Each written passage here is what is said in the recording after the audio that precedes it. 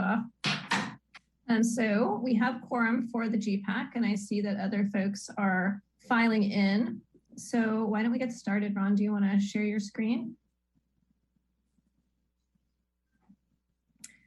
All right, welcome everybody. I am Christina Paul. I am the city's general plan project manager, and I'm going to be helping to moderate or lead today's meeting with Ron Whitmore of Ramian Associates. Our first task is to make sure that the Spanish-speaking folks who are with us are aware of our interpretation. And so with that, Martine, do you want to lead us through this slide so that folks know how to access that feature? Sure, Cristina, thank you. Hola, muy buenas noches. Mi nombre es Martín Rivarola. Voy a estar haciendo, junto con mi compañero Gustavo Sánchez, la interpretación, la traducción simultánea a este evento. Para acceder al canal de audio en español, todo lo que usted necesita hacer es apretar el botón en donde aparece el globo terráqueo y dice Interpretation. Ahí usted aprieta y va a escuchar en español. Muchísimas gracias. Esperamos servirle toda la reunión. Thank you, Cristina. Thank you, Martine. So the interpretation channel is now open for folks who would prefer to listen to the meeting in Spanish. It is also possible to click on the link below and access closed captioning, if that is helpful. That will also be part of our recording. I am going to do roll call for the GPAC folks. I believe that some folks are still on their way in, but we will get started. So please unmute yourself and say here when we call your name. I call your name. Dave Alden. Here. Panama Bartholomew. Christine, you should have gotten his resignation about a week ago. So we can talk about that, but right now what we're doing is because he still lives within the city limits, we are going to, not within city limits, but he still has a Petaluma address. We are going to be asking council on Monday whether or not it would be acceptable for him to remain on the GPAC, and we would change the rules a little bit to allow that for that, like the Climate Action Commission, where they also are allowing some members who have Petaluma addresses, but who live outside of city limits. That's good news. Thank you. Until we get that guidance, Panama is more than welcome to join us, and we appreciate his dedication to the cause. Stephanie Blake, are you on? Here. Great, thank you for joining us. Phil Boyle, AKA Corte Madera. Present. Aaron Chmielewski. Delia Diaz. Not yet. Mary Dooley. Here. Thank you. Sierra Downey. Present. Thank you. Jesse Feller. Not yet. Allie Gaylord. I saw Allie come in, so I know that she's here, and I see that she. I am here. Thank you, co-host. Yensi Jacobo. I'm here. Thank you. Roger Leventhal. I see Delia is just entering the waiting room, so we can mark her as present when I let her in. Ileana Madrigal. Here. Roberto Mares. Chris Rebelo. Here. Bill Reinhardt. I'm here. Thank you. John Shribs. Present. Josh Simmons. Here. Thank you. Janice Gator Thompson. I'm here. And Bill Wolpert. Hi, this is Delia Diaz. I just joined. I'm here. Thanks, Delia. All right. Thanks all for being here. I'm going to walk us through a few of the logistics for tonight. We are all experts in Zoom at this point, but just so that you know, you can use your computer audio or call in using a cell phone if that helps you with your audio quality. Closed captioning is available. Simultaneous translation, interpretation into Spanish. Next slide, please.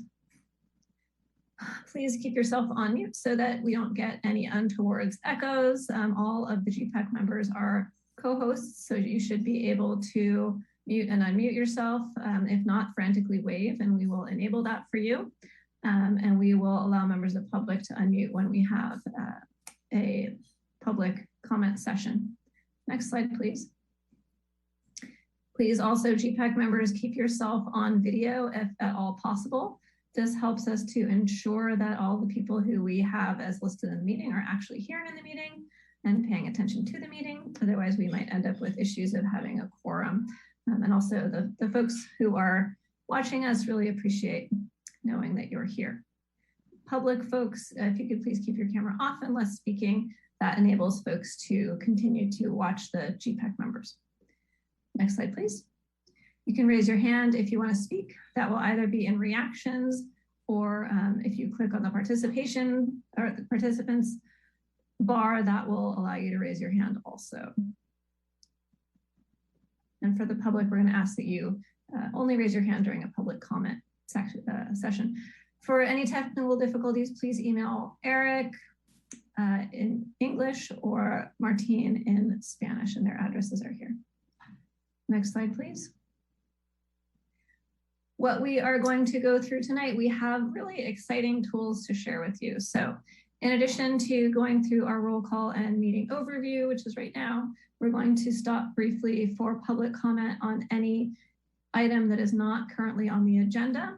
Then we'll be giving some project updates on what is happening with the general plan and talk about our upcoming visioning workshop on September 28th, including the approach that the team is taking to engaging the community and materials and tools that we're planning on using during that meeting.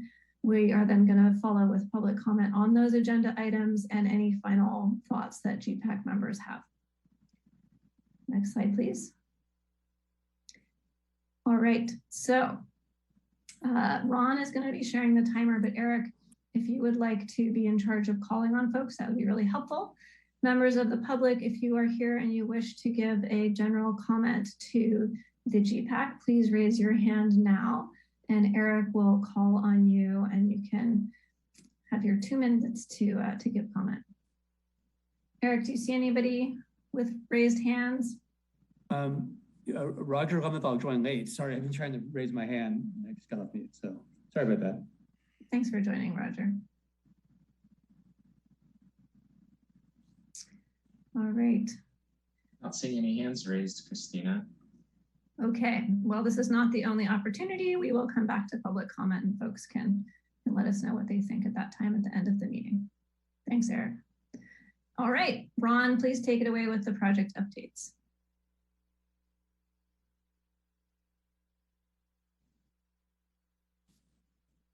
Okay, thank you, Christina and Eric and Martine. Good evening, everyone. It's good to see you all again. Before diving into the main topics for tonight's meeting, we thought it would again be helpful to provide some context for the meeting within the larger planning process and bring you up to speed on work across multiple project tasks. As we've mentioned before, general plan updates are generally incremental in their approach. Each step informs the next, and each step is generally associated with a phase of the project. However, particularly for this project, because we have some hard deadlines to meet, we are doing several things concurrently. Specifically, we're concurrently pursuing the discovery, visioning, and alternatives phases of the project. And I'll share a bit more about the latest on each of those phases and the associated work here shortly. Getting to the discovery phase first, as we've mentioned before, we have been working hard on a variety of deep dive reports on a range of topics that are critical to the general plan update. It's important that you all be familiar with the content of these reports. So as they are completed in the coming weeks, they will be posted online. I'll ask that each of you review them in between meetings. And then at the upcoming October meeting, our plan is to share with you highlights and key findings, much as we're doing with many other committees and commissions. And then we will ultimately do with the City Council. Specifically in the coming weeks, primarily in October, but perhaps a bit in November as well, we'll be going to each of these committees, both city staff and members of the consulting team, sharing again existing conditions highlights, and using them as an opportunity to get people thinking about what that then means for the future of the city and for the general plan updates specifically. So that was the first of 3 concurrent tracks we've been on. The second is vision and guiding principles. Again, we've talked about these a number of times. City staff, while we've been working on the conditions, we've been working with you, GPAC members, and also through a variety of public engagement efforts to develop the foundational vision and guiding principles for the general plan. Much as the current general plan has guiding principles at the front end, the plan is to have the updated GP describe the conditions the community members want to see several decades out, that is the vision, as well as outline the direction that the city needs to follow to achieve that vision, the guiding principles. These both together inform next steps in the planning process and ultimately frame the completed general plan. Again, I think we've shown this before, but just so you're clear on where we're at along the path to develop the vision and guiding principles, we've heard through a variety of means already: surveys, listening sessions, GPAC meetings, now more recently area meetings and pop-ups, asking in a variety of different ways and different approaches with different types of questions to really get at these fundamental issues that ultimately inform the development of a clear vision statement and guiding principles. It's one of the focuses of tonight's meeting. We discussed and had you review the guiding principles in the current plan at a previous meeting. We've then taken your input, proposed some possible refinements, identified topic areas and subtopic areas specifically to those. We'll be discussing those later in the meeting. We're on our way to then have those reviewed by the general public at this upcoming workshop before it comes back to you for a final review on its way to the City Council for affirmation and adoption.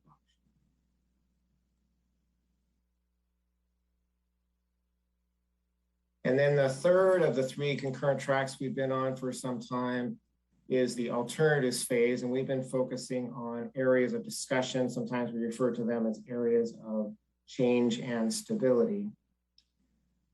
This is particularly important because it can take some time to develop alternatives, and we need them to inform the housing element, which is due at the very early part of 2023, and it takes some time to develop that. So we're working hard to be prepared for that.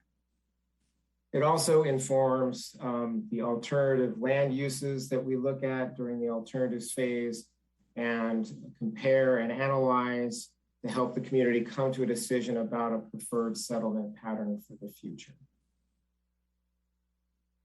Again, like the vision and guiding principles, the path to alternatives is multi-step. We are currently at the bottom right blue box. All the blue indicates public engagement. The orange or orangish color is work of the consulting team. We'll be concluding the initial input, informing areas of change and areas for discussion at this upcoming workshop. And again, we'll talk about them later in the meeting and focus on them quite a bit. The consulting team will then work with those to develop some high-level concepts, which we'll bring back again at area meetings and get community input on through surveys before we do the deep dive alternatives analysis. To bring that back then for public review, your recommendation on the council for the selection of the preferred settlement pattern for the future of.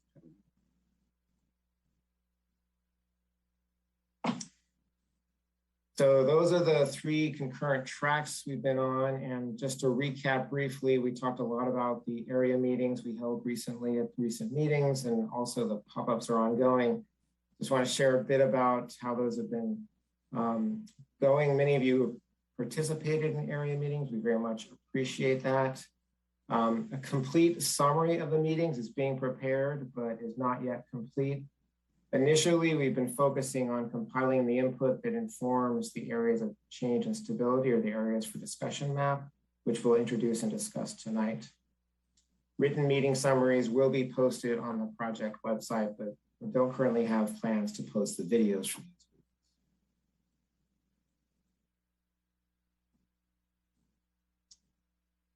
We also have been holding a series of pop-ups, thanks to all of you who have been helping out at those pop-ups at farmers markets and other venues. We're asking what people love about Petaluma, which informs the development of values, or the pillars that we shared with you late last week.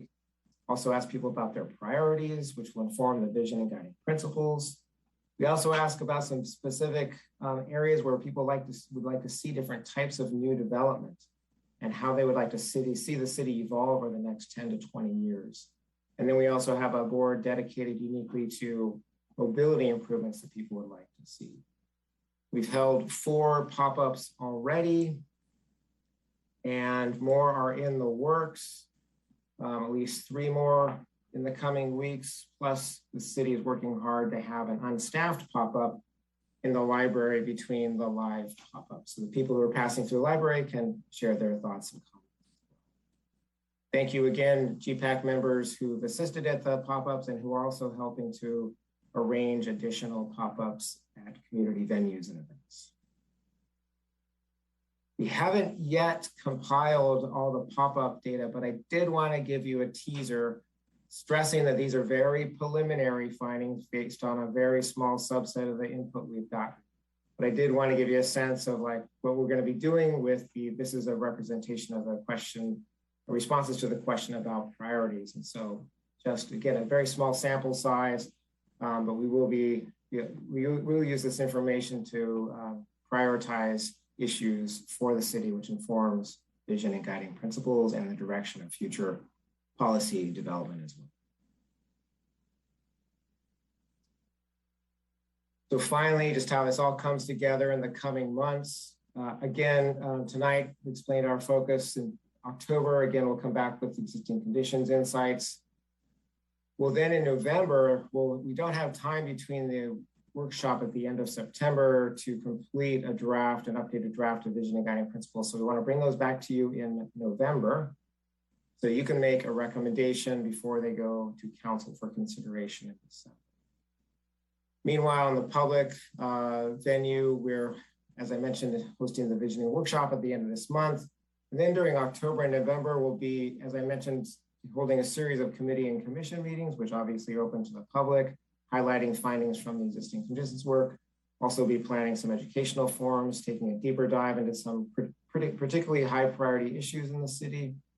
And both the findings from the existing conditions report and the vision and guiding principles will go before the council in December.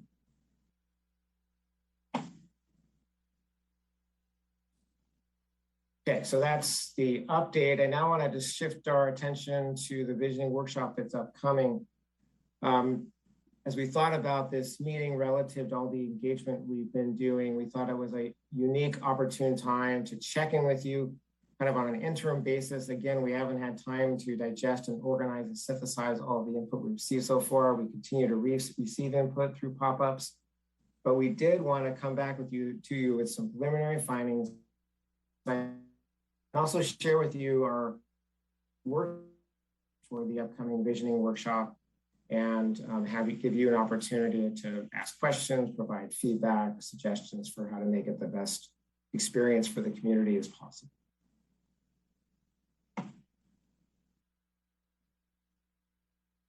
So there's 4 main purposes or objectives of the workshop.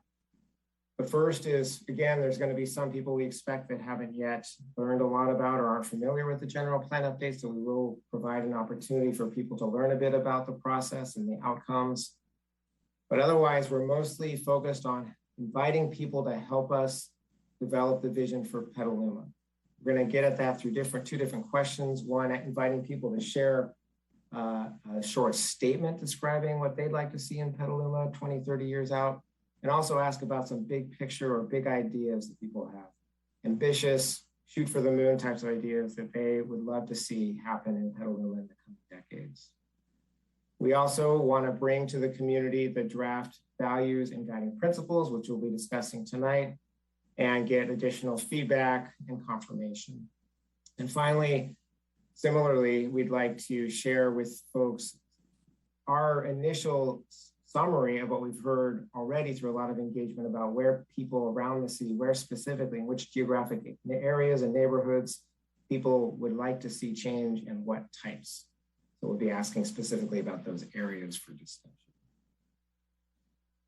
And we're going to use a different approach for this workshop. Often in workshops, we have everybody together, go through a presentation, do some polling perhaps, and break into small groups maybe. We're going to use an open house approach in this case. The open house will be open, it'll be virtual on Zoom. It'll be open from 6:30 to 9, and participants will be invited to come whenever it's convenient for them during that time, and then spend as much or little time as they'd like in each of the different rooms. Each room offering an opportunity for them to provide input on a particular topic or question. There'll also be a Spanish only room where people can experience the same exercises as other folks will be doing in the other breakout rooms. And we're also looking to adapt the materials so that people who can't make that particular open house evening workshop will be able to provide the same input online at another time.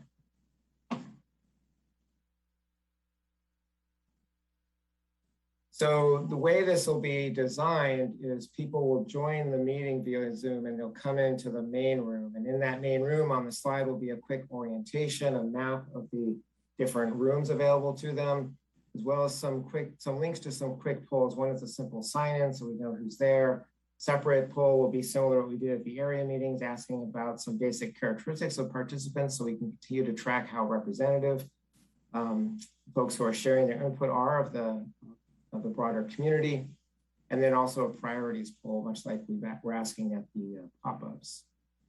Then there'll be six additional rooms. Again, one will be a program in Spanish.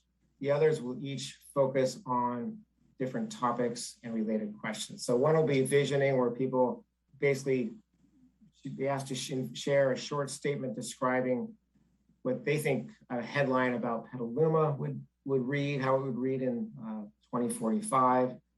Separate room, we'll ask people to brainstorm ideas for major changes they would like to see in the city in that same time period. There'll also be an additional ideas room. You know, sometimes in workshops, people come with particular ideas, questions that may not be directly addressed through the exercises that are planned. And so we want to make sure there's a place where people can go and ask additional questions, provide additional input. In that same room will be a link to a background presentation for folks who are new to the general plan process and want to learn more. There are two additional rooms as well, which are really the heart of our work this evening, which we'll say more about. So one will be focused on areas of discussion and the other on value and guiding principles. We'll introduce that a bit in a second. But first, before we move on to that, I'd want to stress that we count on GPAC members, as always, to help us get the word out about public opportunities to provide input. Please continue to spread the word through your existing personal and professional networks. Please forward information provided by the city, whether it's social media, email blasts, or what have you. And we also have a need for a lot of help at the actual workshop. Because we anticipate large numbers of people and we have so many rooms, we would like to have 2 note takers in each room. So we could certainly use assistance from folks who are happy to stay in a room and listen to a diversity of perspectives that are shared in response to the prompts specific to that topic, and make sure we capture all of that input.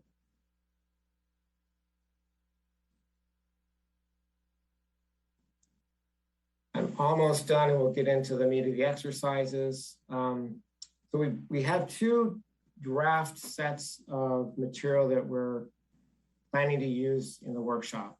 And we'd like your help preparing for those 2 exercises in 2 different ways. And these, again, focus on the area of discussion and the guiding principles.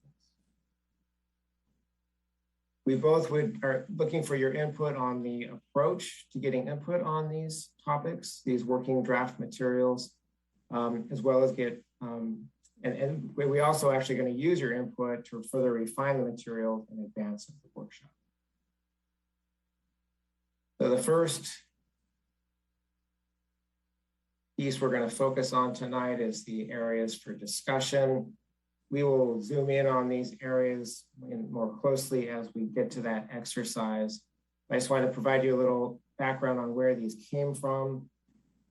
These reflect input going all the way back to the 2020 survey that the city conducted, as well as previous input you've provided on areas of change and sub areas, as well as the fantastic input we've been receiving at the area meetings and the pop-ups. So this is a synthesis of all that different input and how it clustered on the map when we asked people about where they anticipate different types of land use change. Interestingly, there's 16 different, what we're calling areas of discussion. We also don't want to ignore the other parts of the city. So we're also going to invite comments on the 4 distinct, highly residential parts of the city, the 4 quadrants in those residential areas. And then we also can't ignore the UGB, potential UGB expansion areas that are identified in the current housing element. So we're going to invite folks' feedback on those as well.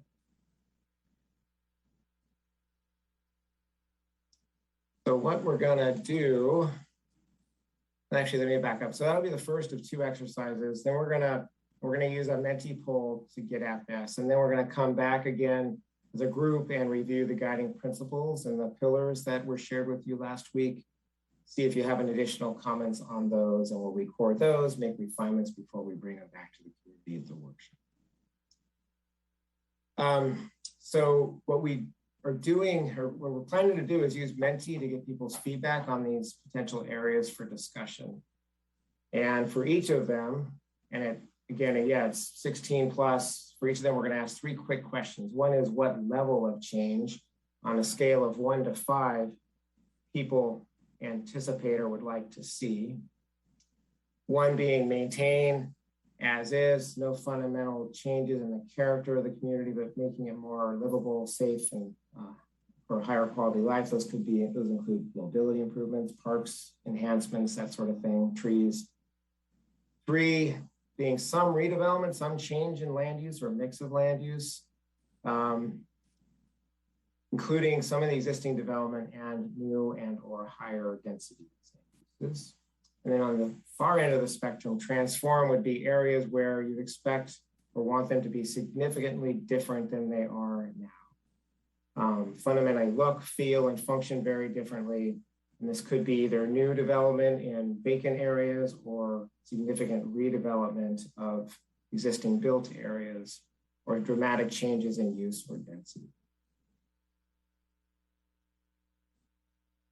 So I'm going to now,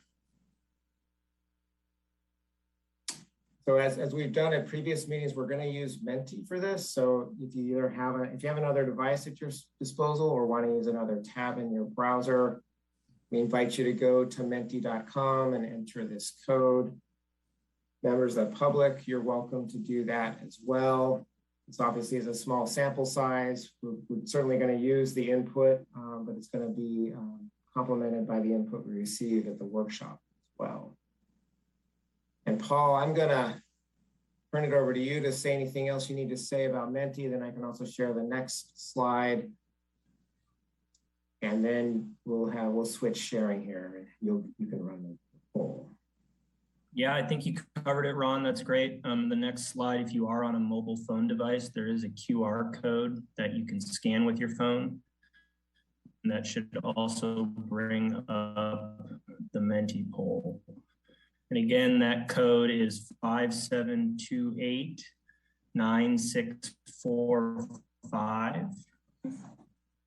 And Mendy.com. And Ron,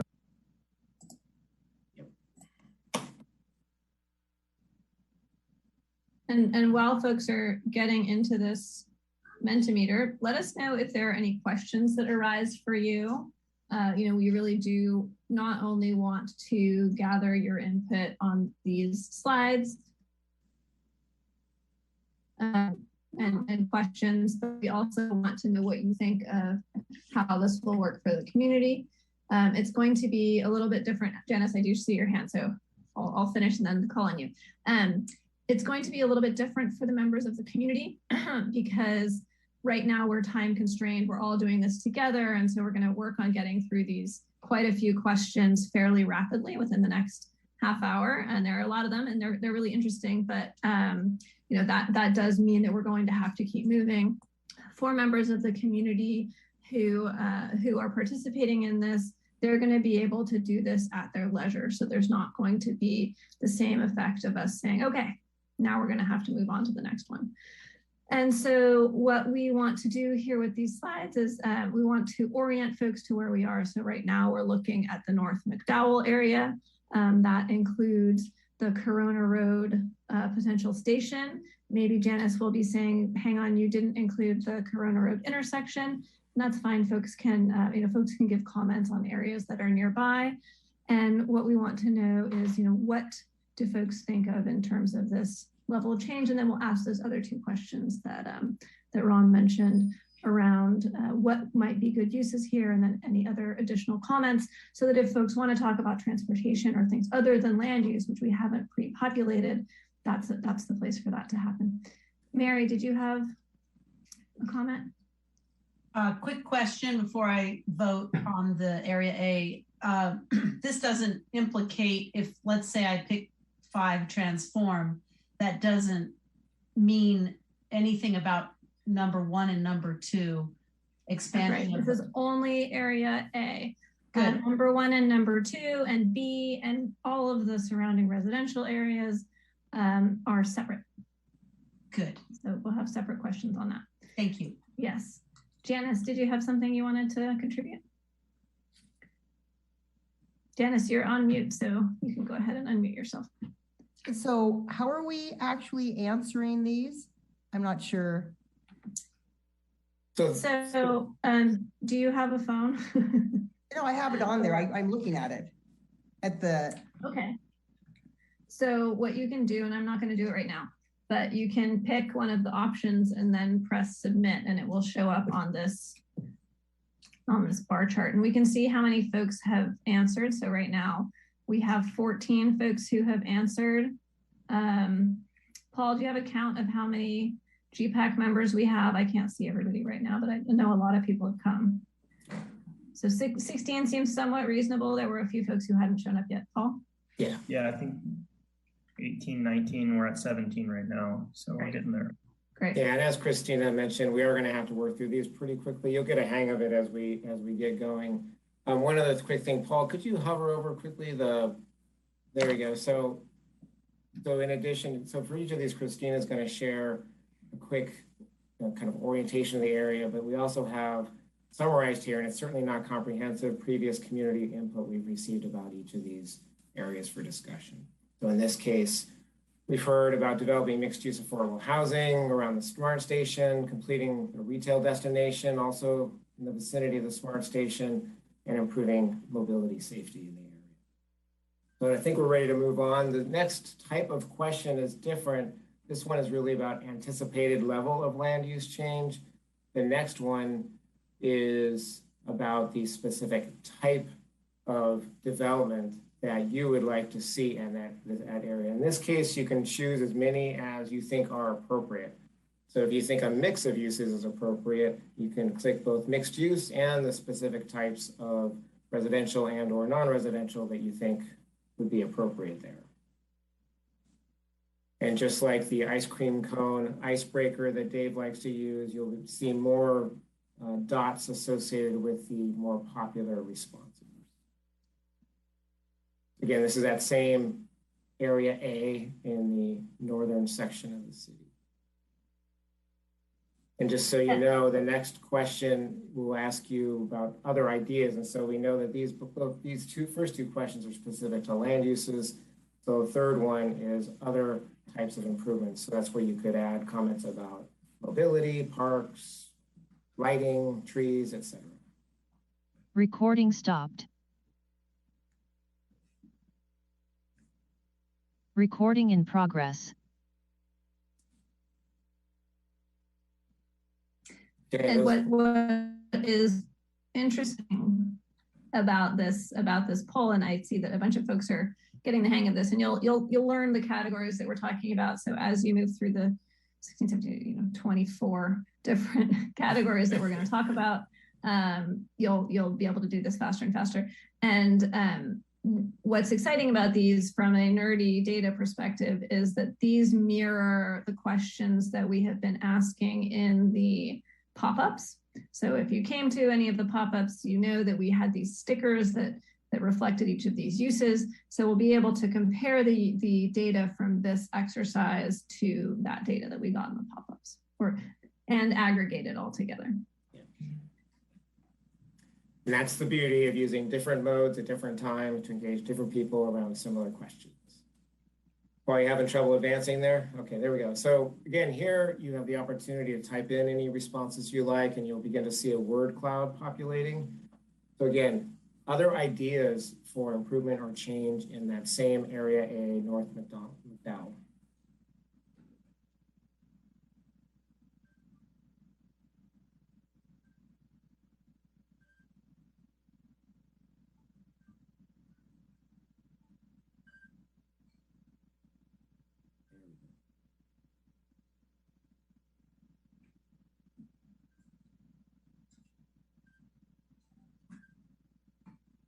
Here they come. All right.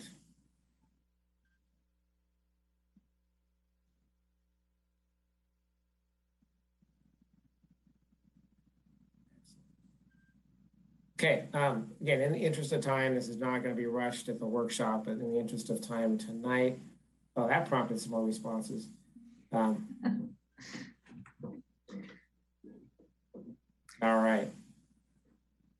You know, what's interesting about a word cloud is it'll make bigger the ones that are more common. Now, it has to be an exact match, but still, I appreciate the diversity of perspectives that are being shared.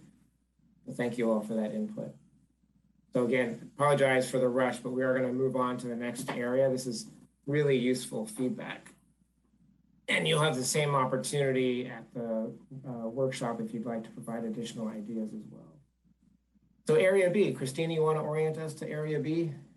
Yes, so Area B is the area of Petaluma Boulevard North that is north of Old Redwood Highway and south of Old Redwood Highway, but not all the way to the outlet malls. This is where we have the car row, auto row. And Paul, would you mind hovering over the title again? And so just oh, go ahead. You can do it next time, Ron. So some of the high level comments that we heard already on this area are that folks are really concerned here and elsewhere along the river corridor on preserving and enhancing the riparian corridors, expanding the mobile home site to allow more home ownership opportunities for low income people. And those are some of the major comments that we heard so far.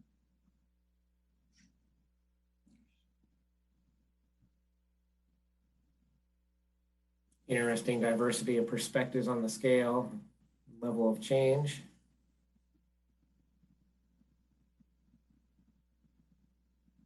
What we're hoping also with the open-ended questions is to capture some of the nuances of what might have informed people's responses to this question.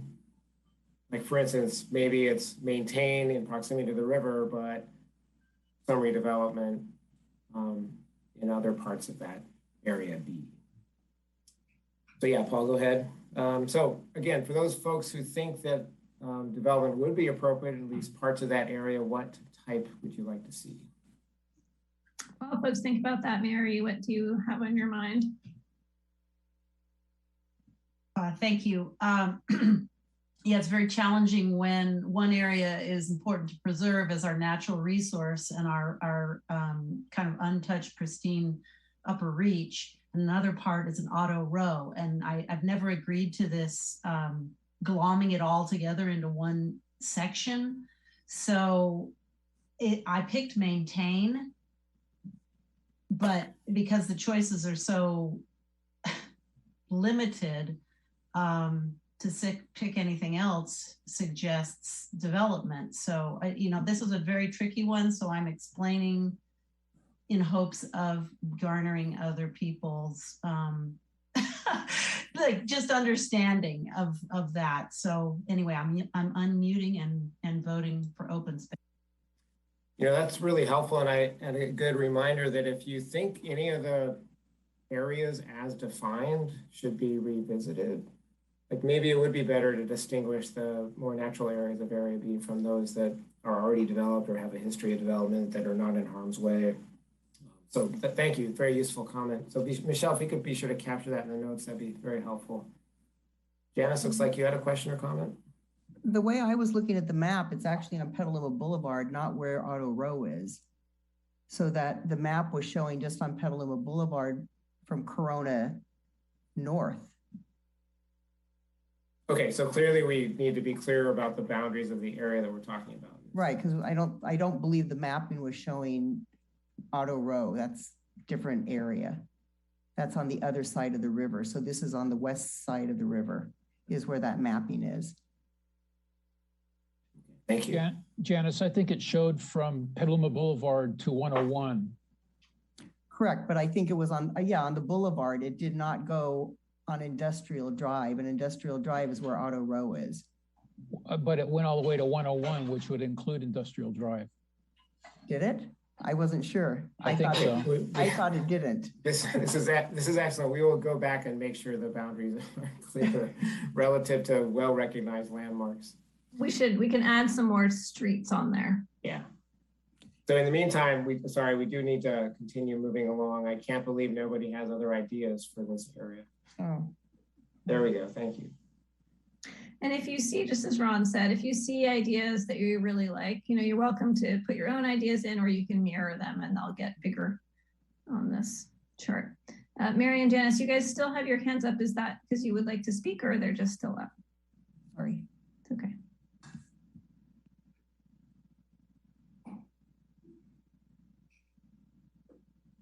Okay. And it sounds like some of those comments apply to parts of Area B, others to other parts of the area. So we'll work on distinguishing. And I think, Ron, that Mary's point was really well taken. It could be other ideas, or it could be, do you have comments? Is there anything that you want to say about this? Yeah, no, that's a good point. Maybe there's a way to reword this particular prompt. Yep, good point. Excellent. And that's part of the reason why we're doing this. Well, I think we do need to move on. Thank you, everybody. Balance of open space and affordable housing. So Area C, Christina, you want to give us a quick overview? Yes, so here we have Area C, which is an interesting area. It includes the outlet malls and nearby parcels, and then it also includes some areas adjacent to Petaluma Boulevard North, that would be to the left, where we're actually outside of the city limits, but inside of the urban growth boundary. So this is an area that the city could potentially annex without expanding the urban growth boundary. And also an area where the county, that also has to do its housing element, might be interested in locating housing because they know that the city has already identified that for potential change because of that city boundary, urban growth boundary differential. Paul, do you want to? Ron, you're on it. Great. So we got a lot of feedback on this, particularly at the area meetings. Keep the rural feel was a common one, as was the case in many areas. Enhance and improve mobility options, both bike and pedestrian, and maintain safety for pedestrians. So interestingly, there's a pretty clear trend here around some redevelopment, but not transform, which is something we were seeing pretty much more heavily weighted in some of the other areas that we talked about. All right. Thank you, everybody. Yeah, why don't we move on to the types? For those of you who think there's some level of development will be appropriate, what type do you think?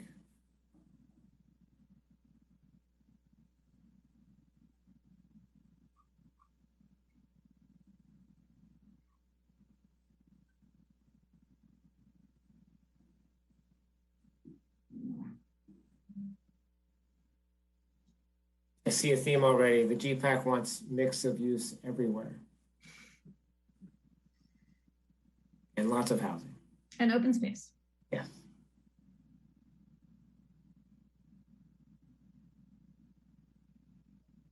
Replicate the fundamental character of the city in every neighborhood. That's great. Okay, and any other ideas, thoughts on this area that you'd like to share?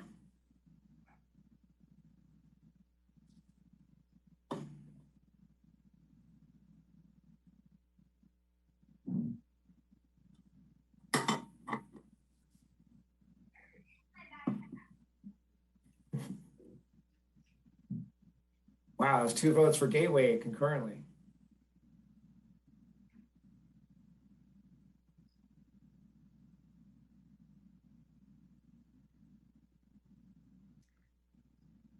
All right, so folks can have a few more seconds while we transition to the next slide to get their typing in. Seems like Paul's computer keeps doing screenshots, so it gives you an extra couple of seconds before we transition to the next slide. All right, so this may be a fairly quick one. We heard from folks that there might be some interest in like a community center or some kind of community facility associated with the Santa Rosa Junior College area. So let us know what you think the anticipated level of change could be here. We really, while we talked about the areas of change and areas of stability during each of the quadrant meetings, while we were thinking about it and talking about it and how to assimilate all of this information, like Ron was saying, we took most of the suggestions for potential change and turned them into areas of discussion. We're not saying all of these are going to be areas of change, but we felt that these are all areas that warranted some extra feedback. So that's why we included all of them. Ron, do you want to go through? Well, just quickly to that point, there are some examples where there's not actual obvious areas where there's underutilized land or even vacant land, but where people identified an interest in, like in this case, making it a more of a mixed use development hub around the community college.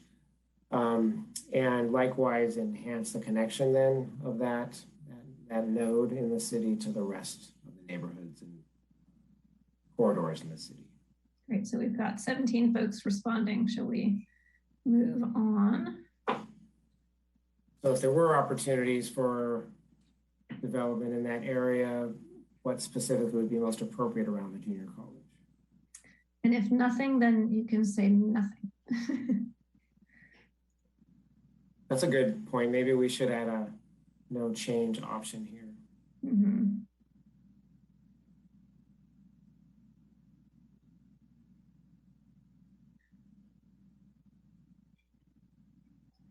What was that, Paul? Did they delete their responses?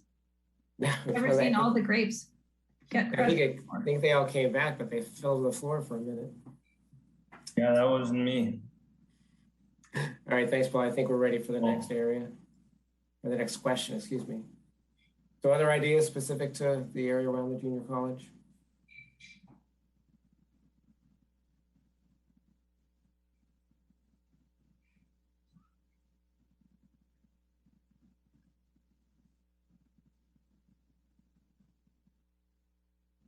Is there currently any student housing available at the JC?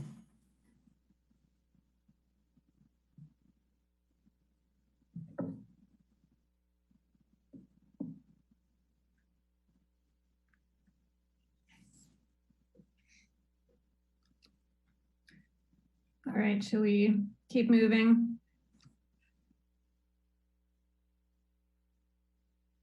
Okay, I'm going to editorialize and say I think we should recenter this map so that E is more in the middle. E is the area just south of McDowell Boulevard. This includes just over Washington Street. We have quite a few shopping centers in here. And I think you're all pretty familiar. It's a mostly commercial area just in there. Wow, 10 for 10. Yeah, I have consensus on this one. Paul, what have you heard about this area from folks? Mix of uses.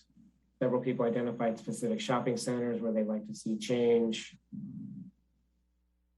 And as in many areas, people see the opportunity where it's a single use to incorporate some residential.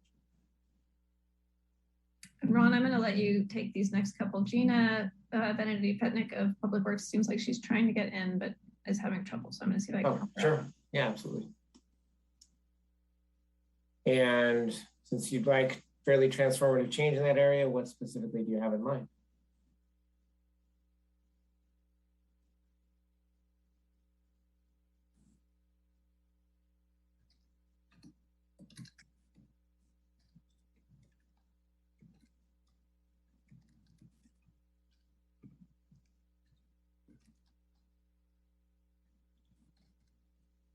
Okay. And other thoughts and comments on North McDowell?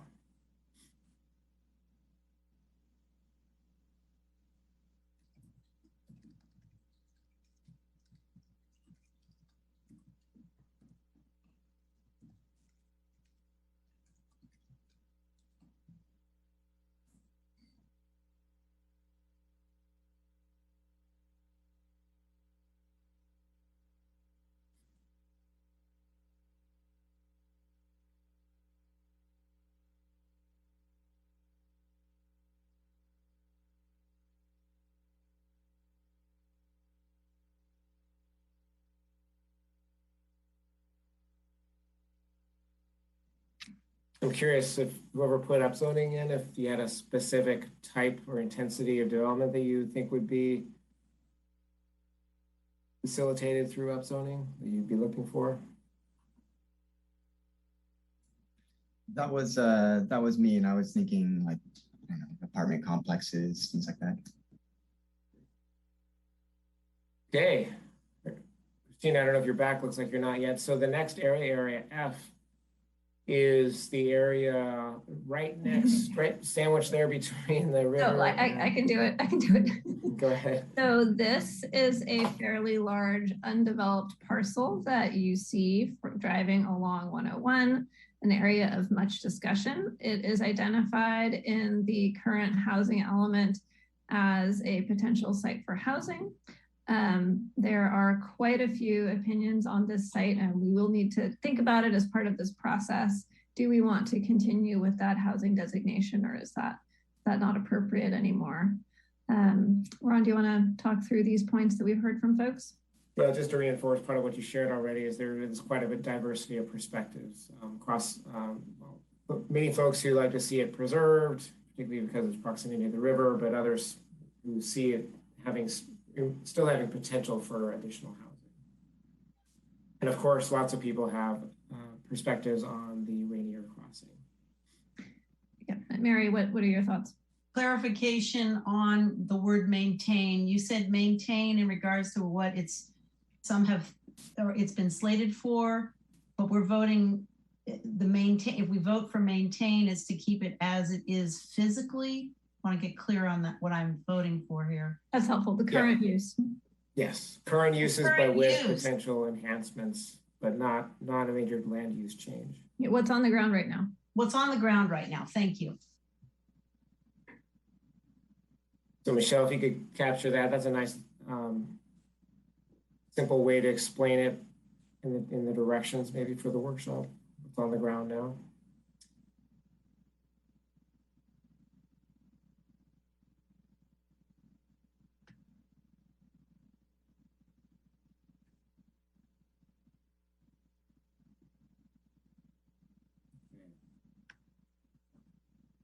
Let's find out what the other folks have in mind specifically. Move to the next question.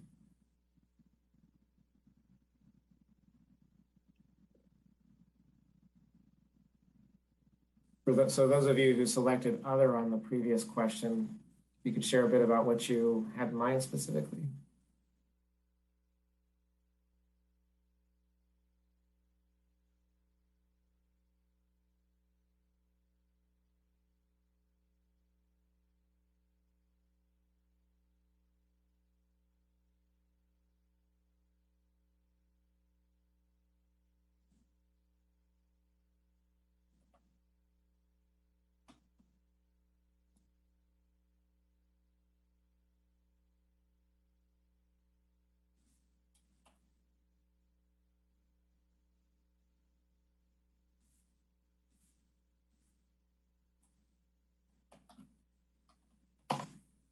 Okay. Area G is the area around surrounding Petaluma Boulevard, entering downtown on North Petaluma Boulevard. Some people consider it a gateway to downtown. Begin entering higher density residential neighborhoods before you get to the more dense downtown. So what level of change would people like to see here? Folks in area meetings and other venues have expressed, again, like the stretch farther north, maintain and expand access to the river while creating a mix of uses compatible with it being an entryway or gateway into the downtown. John, it seems like Gina has made it in. Eric, can you make Gina a co-host in case she wants to mute and unmute? Yeah, no problem. Thank you.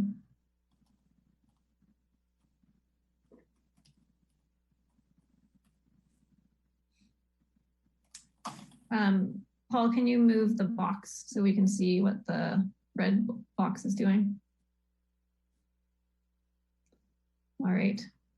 You have an interesting balance. 5 folks saying transform, 7 in the middle, and then a few who also wanted to maintain the current use.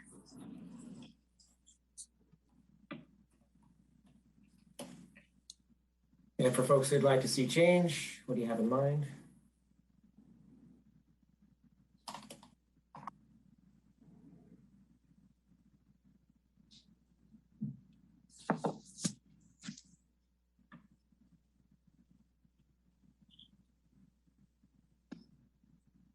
Okay. And other ideas?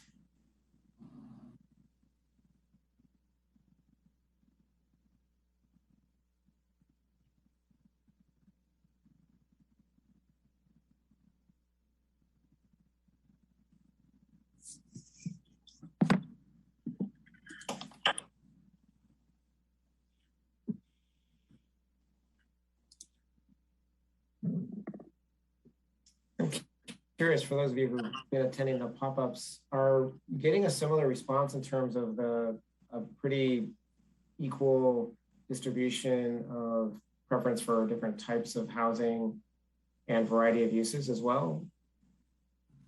We're pretty consistently from the GPAC seeing a broad mix of uses preferred.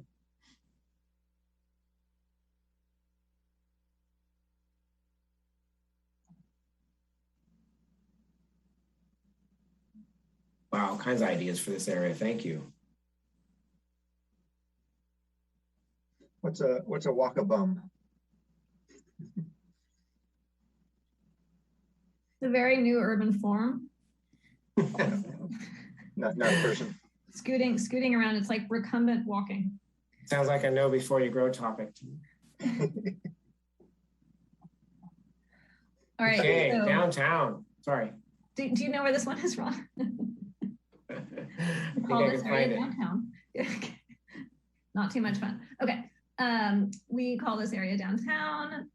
You know, nobody's anticipating a huge transformation downtown, although some people might think that's a good idea.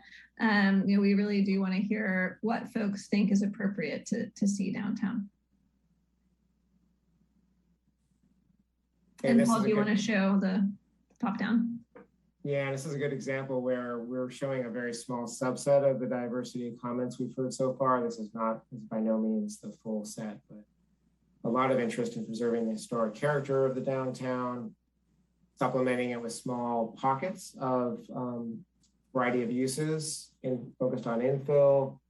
Gateways again came up, and as is common in many parts of the city, people would like to see more trees, and then everyone would love to see the river developed, preserved in a variety of ways, but also developed as a recreational and transportation route with the restoration of transport. Okay, a lot of maintain, but maybe tweak a bit. Specific uses.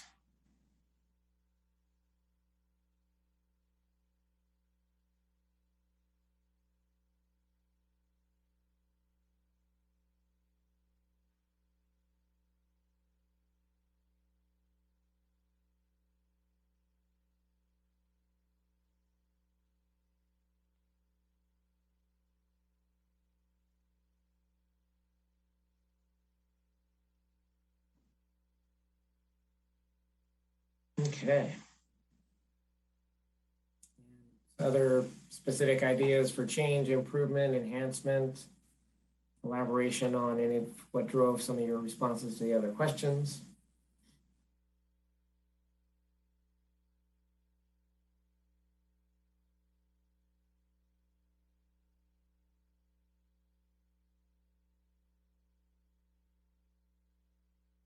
And if people have comments they'd like to share or questions while we're going through this, I realize it can be a little laborious as a group going through this. It'll be done asynchronously by individuals during the workshop or online shortly thereafter, but we're doing this as a group in part so that you can provide us input, other ideas as we go through the process.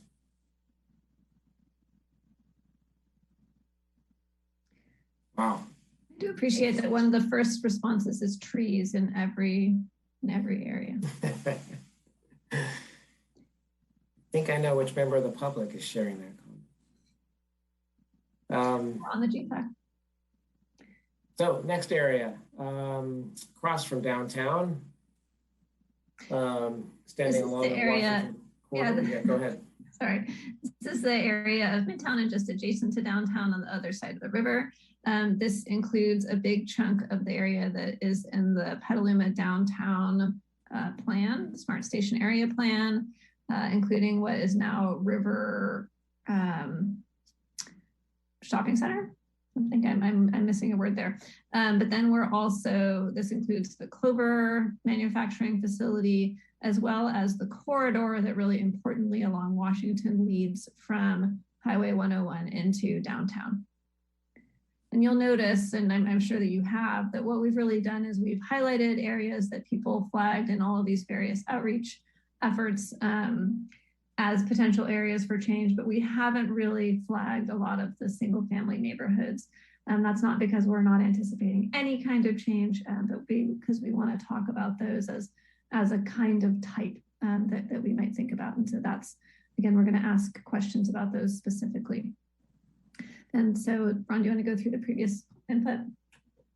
Yeah, really briefly, people see a lot of opportunity for fairly significant change, integrating housing, adapting or redeveloping older uses that are no longer current, infilling where there's parking and other opportunities for development. Let's get your thoughts on what types specifically that you'd like to see.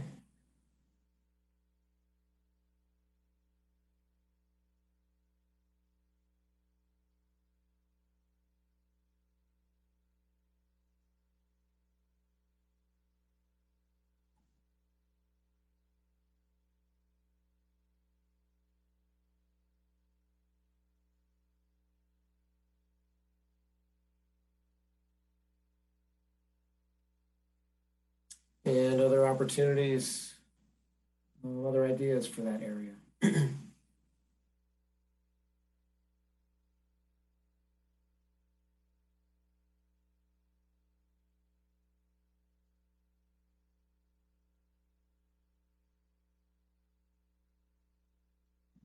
Trees.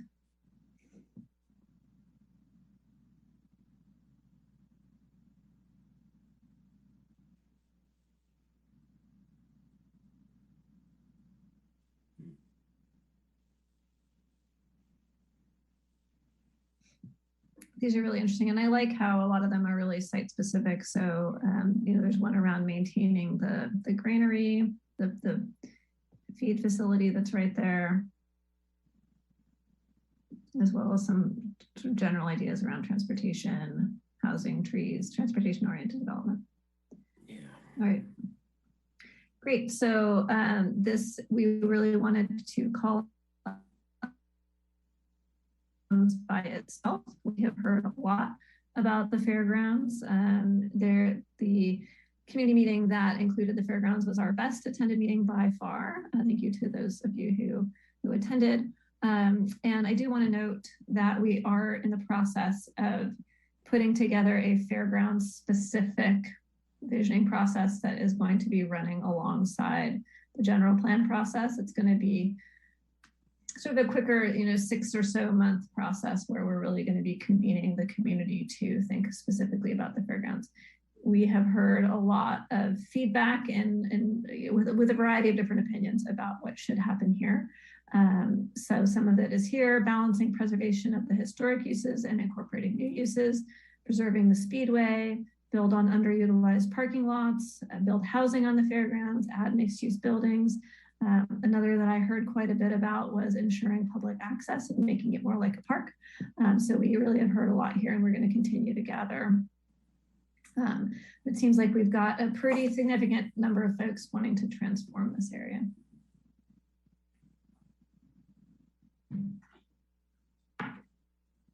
And so for those of you who want to see transformation, what do you want to see?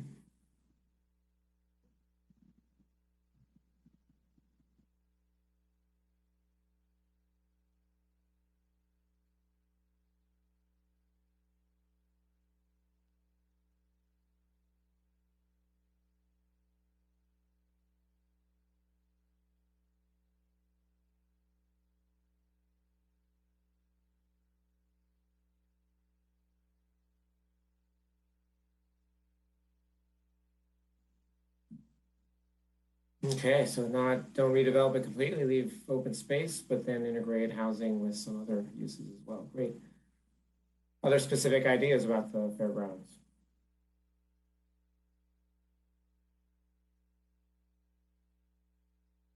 How should current uses be accommodated? How might it connect to surrounding neighborhoods and uses?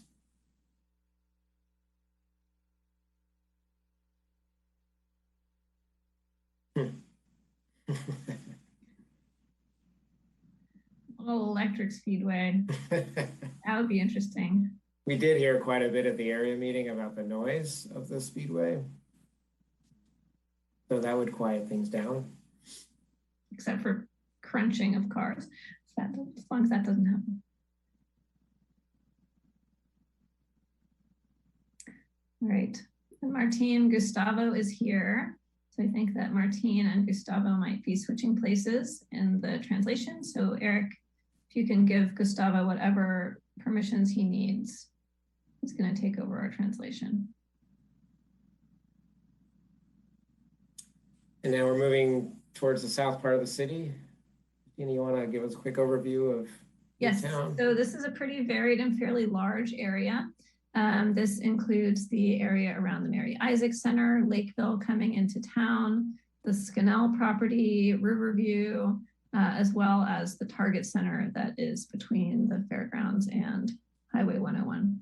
So folks might have some varied ideas, but our first 5 are for transformation, for 7.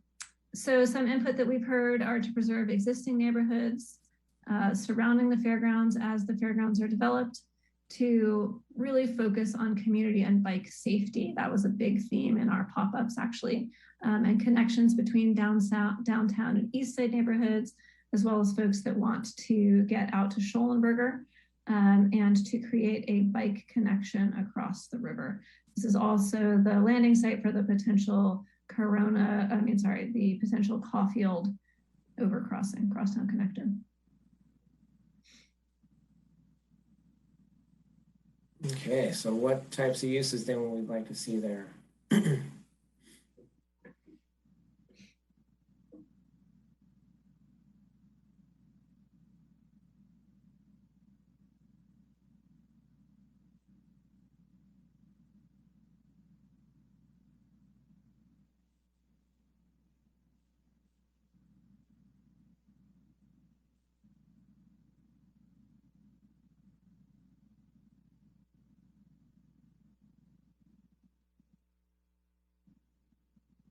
Okay, again, wide diversity and other specific ideas people have for Midtown.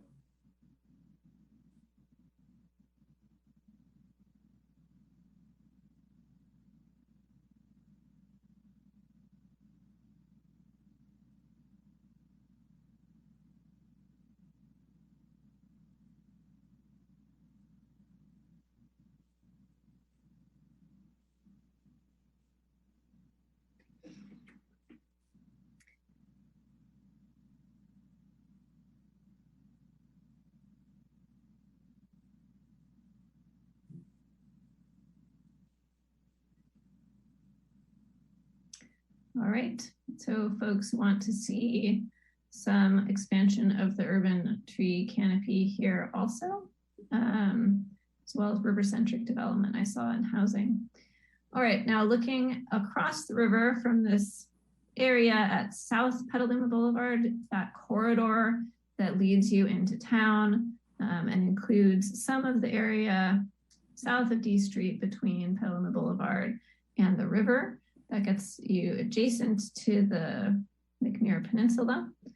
Some of the feedback that we heard here are to make it more lively, to create safe pedestrian connections, and really to increase the sense of place and connectedness in this essential corridor that brings you from the freeway and from the outskirts of town into downtown.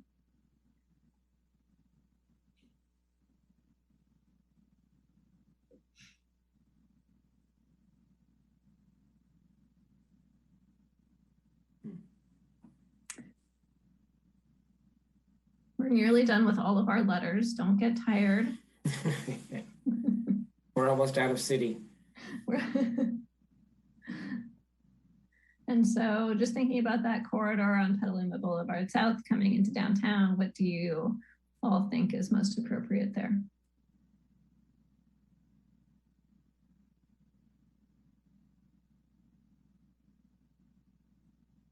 It's fine if you have any thoughts and want to raise your hand and speak them, that's okay too. Taryn, because I see your hand up, but because this is not a public comment period, we're going to wait. So for right now, it's for the GPAC members to contribute to the conversation.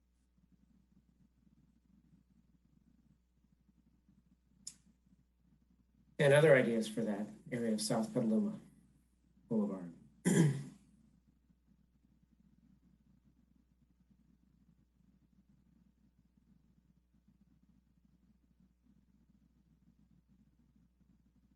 We heard some comments in the area meeting about the sense of disconnection between the largely residential areas towards the southern end and other parts of the city.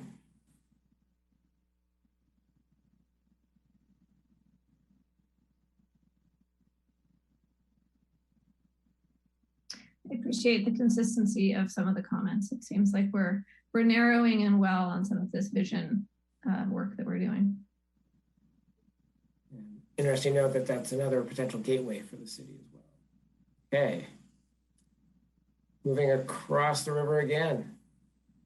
All right, so this is the area along Lakeville that is where the marina is, and just a little bit on either side of that.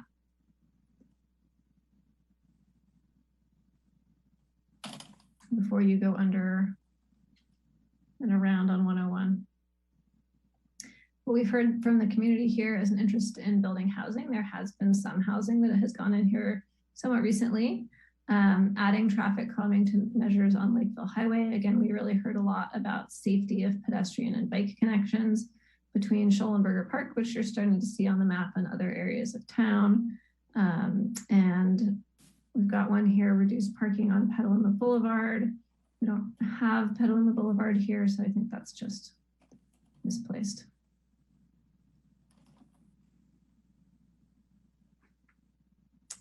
Josh Simmons is coming back in. I know that some folks had some connectivity issues earlier in the night, so thanks for coming back. All right, so we've got some redevelopment to transform with the predomination, where the balance largely is. So what do folks think is appropriate in this area? It's a relatively small one compared to some of the others.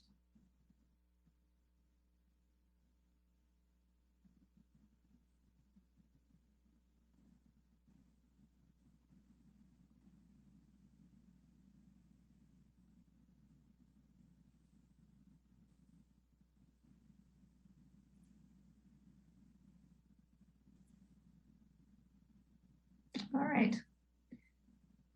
Multifamily and mixed use. Where's some of the bigger blobs that we saw? Any other ideas around this area? Along Lakeville near the marina.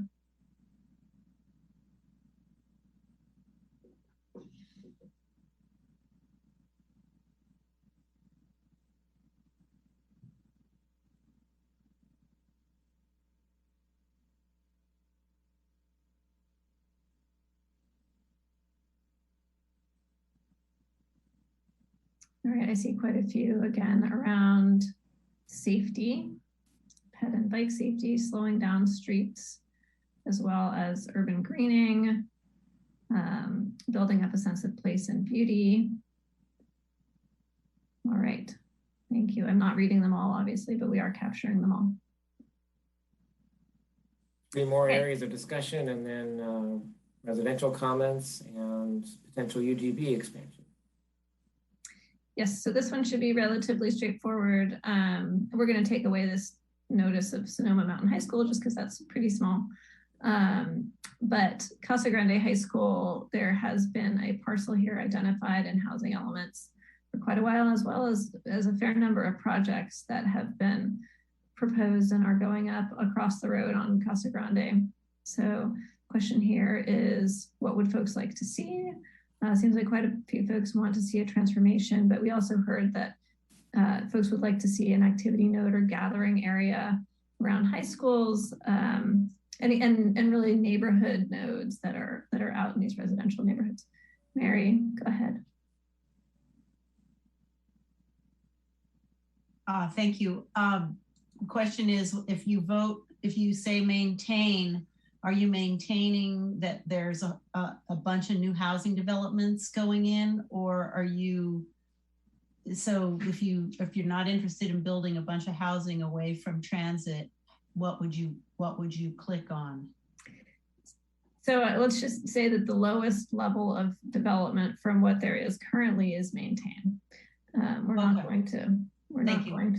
Sorry, I'm a little dyslexic, so I need to know. And again, it's, keeping things as they are on the ground. Yeah. And you can certainly put that, like, when we have, we'll consider this last one, other ideas or comments. So you can say, too much housing already.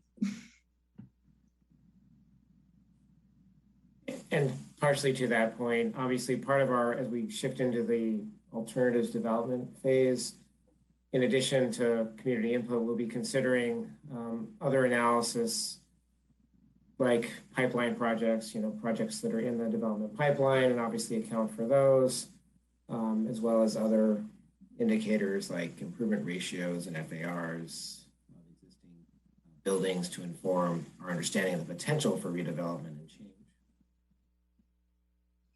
Ron, while folks do this for just a couple seconds, do you want to talk more about what will be in the alternatives? What alternatives means? Sure. So the foundation of a general plan is the land use policy map. And then we synchronize what that speaks to is the distribution of different uses across the city. And it's speaking to the future. It is a map of what uses and the associated densities are permitted across the landscape, where they are in proximity to each other, and also where they are in proximity to all the other critical components of a city: transportation, parks, facilities, et cetera. And so it's a fundamental exercise in comparing different options or scenarios of land use mix and distribution across the city, and comparing them against some objective metrics and other standards so that the community and ultimately the council can come to a decision about a preferred settlement pattern for the future. So this exercise, again, is an early step in that process where we're really trying to figure out where to best focus future input and analysis, working towards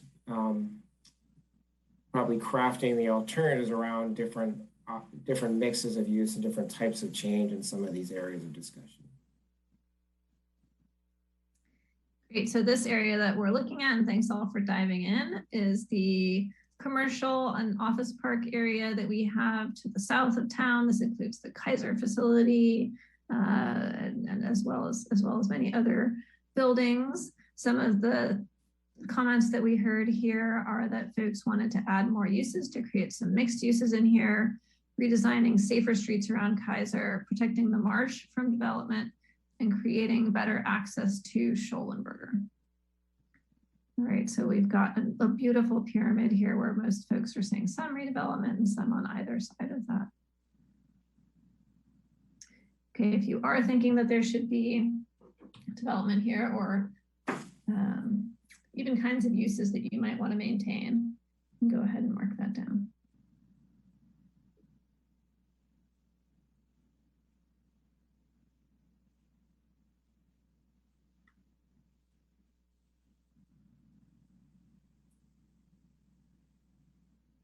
Janice, go ahead. But first, please unmute yourself so we can hear you. On the map, I didn't see that Ellis Creek was included in this area. It seemed like it stopped, and that's a connection from Schollenberger Park, connects to Ellis Creek. So okay, so yeah, Ron, we could look at that. Yeah, when we're done, I was gonna put the whole map on the screen, because one of the questions we have for folks is, do we have the boundaries right, or have we missed any areas that should be considered? I think we just have a handful more of these to get through, and then we'll do that. So other ideas for this office park area? I think this is our last area of discussion, then we'll quickly get some input on the 4 areas identified previously for UGB expansion, and then invite some comments about the residential communities in the 4 different quadrants.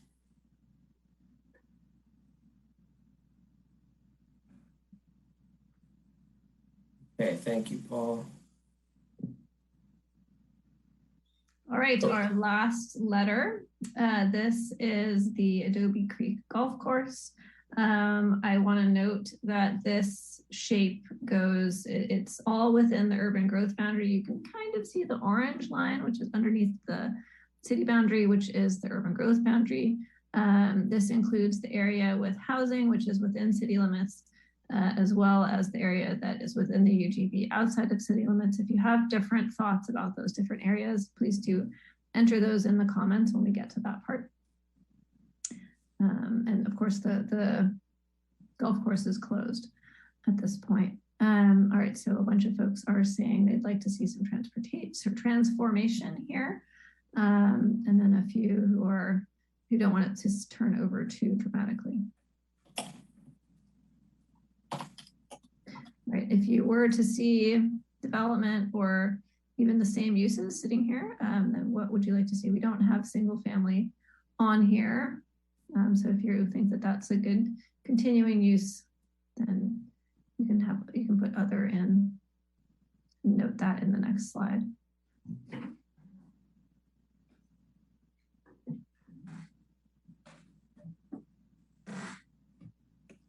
Ron will have to think about if we want to have it be other no change or if we just want to have a no change option.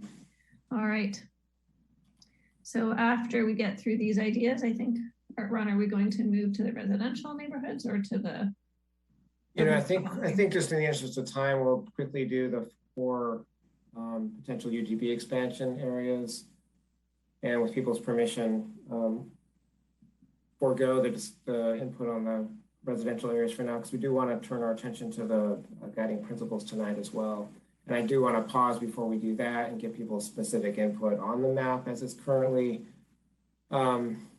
identifying these different areas of discussion, as well as feedback on the poll itself. Great. Okay, so I'm just going to intro this a little bit, and Ron, you can add whatever comments you want. So we have, and you'll notice here that our queries are different. We are updating the housing element, and the current housing element identifies 4 potential areas for urban growth boundary expansion that would not require a vote of the Petaluma community. And so we want to confirm with folks whether they think that we should consider expanding in these areas or not. This is northeast of the pumpkin patch. You can see it from Highway 101. And if folks are interested, we can look into these in more detail and think about the existing conditions of each for a subsequent meeting. I've heard there are some issues with inundation here. Mary, go ahead. I just wondered if this came out in a presentation, if everyone knows that Petaluma is the first city in the United States to establish an urban growth boundary. That's all. Yeah, that's a great point. It's a critical historical legacy of the city. It has been well legally defended. Every planning student learns all about Petaluma. If they go to practical schools like Ron. And then finally, so yeah, like Christina mentioned, we were structuring these questions about the potential UGB a little bit differently. We're asking just kind of 1, 2, or 3, consider or don't, or maybe, and then asking, what are your thoughts specific to potential expansion in this area?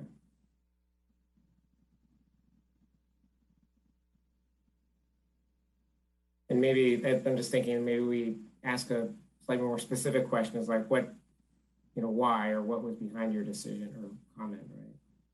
Mm-hmm. Or what would you like to see here? Okay, and we can give people a little bit more space maybe to write in a slightly longer answer.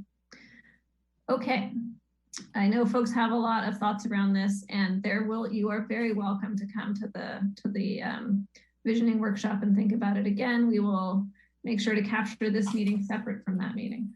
All right, so the second area of potential UGB expansion that, again, and we should put this in all of our questions, was identified in the last housing element, is the area that is just adjacent to the Corona Road station.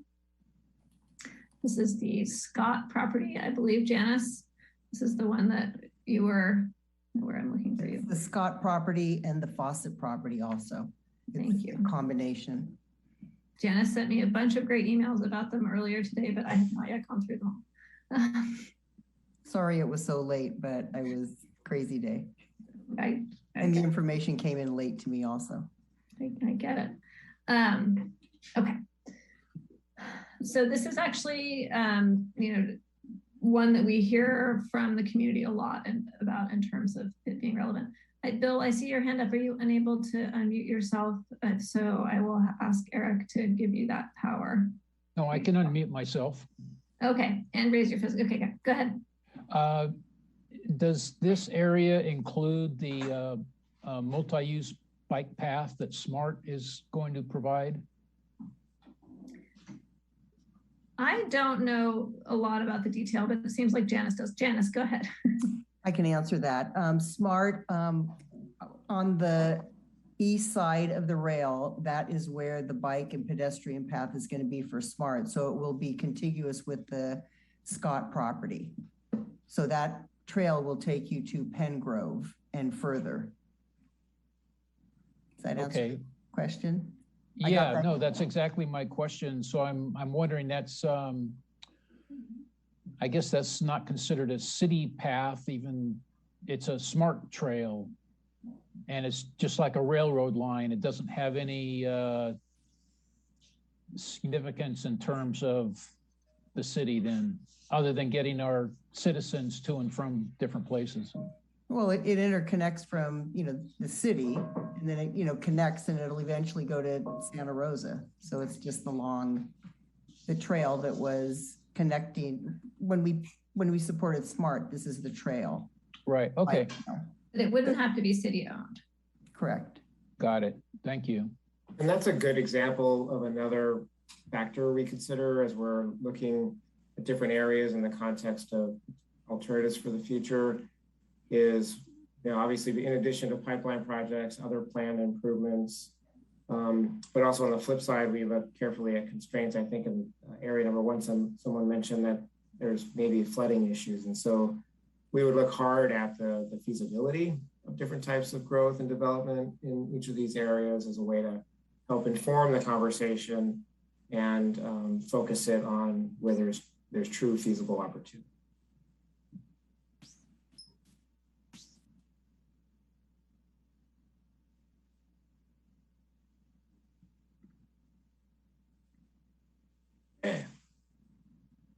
Similar comments using different language. That's great. Okay.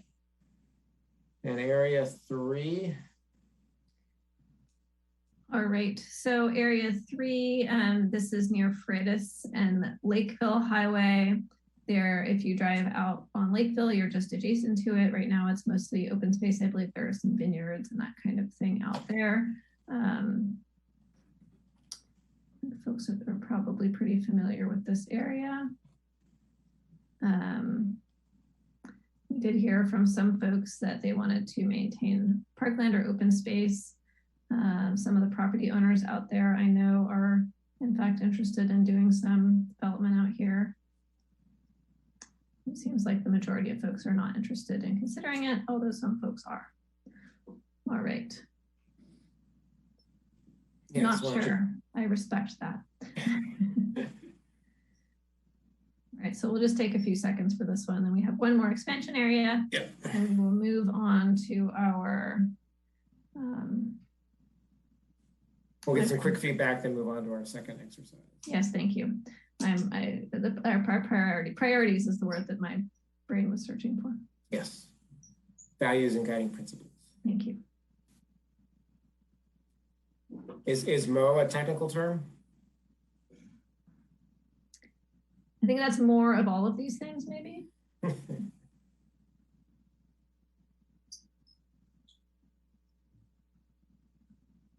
Okay. Lots of non-developments suggested. Okay, final area of potential UGB expansion.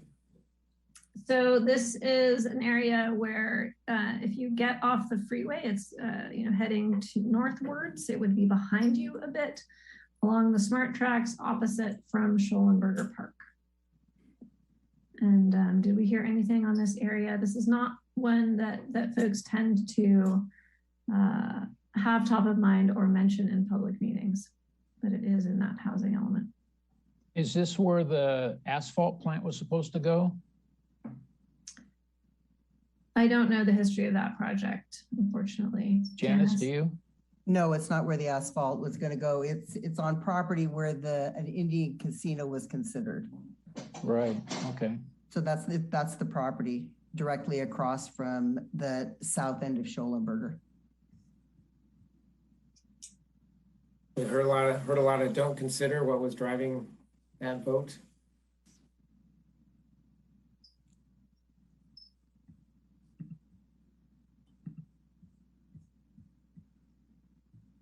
Janice, we might elect you as our GPAC historian and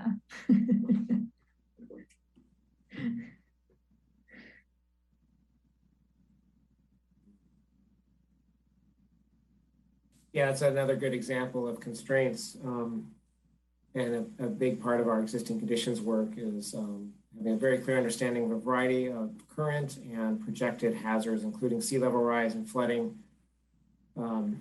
So that'll be part of what narrows our options in some situations. All right. So while we think about transitioning, so this is what we're not going to go through. Yeah. And essentially, go ahead, Ron. I was going to share my screen, but go ahead, Christina. So the idea is that we would go through similar exercises for each of those quadrants. And folks can think about those residential neighborhoods. Is it appropriate to allow duplexes? What's happening actually with state regulations around that? Because the state is really pushing some infill in those single family neighborhoods. So you can give us feedback after this meeting or come to the visioning session and let us know what you think. Ron, go ahead. Yeah, just really quickly before we shift our attention to guiding principles, we're interested in your feedback on at least two things. One is, do you think we got the map right? Have we identified the correct areas that merit closer focus and more specific community feedback? People mentioned a few places specifically where some adjustments might be appropriate. So we'd be interested in hearing any additional thoughts on that. And then also just the exercise itself, ignoring the fact that we're not going to have people do it as a group. But do you think this type of poll is a useful way to get people's quick thoughts and sense of their anticipated or preferred level of change and what they'd like to see in those different areas? Is that an effective way to get people's input? Janice. I'd like to see O expanded south to include the Ellis Creek, the map. Okay. Okay. South in this area It would go to or this way? Where the blue ponds are, no, south. Where the blue ponds are, there's actually a creek right in front of those ponds, so it would go just in front of the ponds. So you wouldn't jump the creek. Right, so it would be the Ellis Creek Water Recycling Center. Correct. If we write that down and map it, that'll get us to where we want to go. While I'm talking, the other thing that is striking me about this map is that a lot of folks gave us feedback on the Corona Road overcrossing, which is kind of at the corner of A and B and C, and we might want to expand at least one of those so that that incorporates that intersection. Mary, did you want to go ahead? Thank you. I think the technology of the Mentometer is really good. And I think it's a great way to collect data without people thinking too much about what the meaning is. And then there's the rub. When people put mixed use down every single time, there's no, like, what's the real implication of that? And I think it's a little bit, if there was a very clear introduction or some kind of information as what does mixed use really mean? You know, do you really want to put it everywhere? Or would you like to have some horizontal mixed use in certain areas that are maybe multifamily and a neighborhood store, and there's like lots of different ways to create community. And I think the default is mixed use because it's like, oh, it's everything.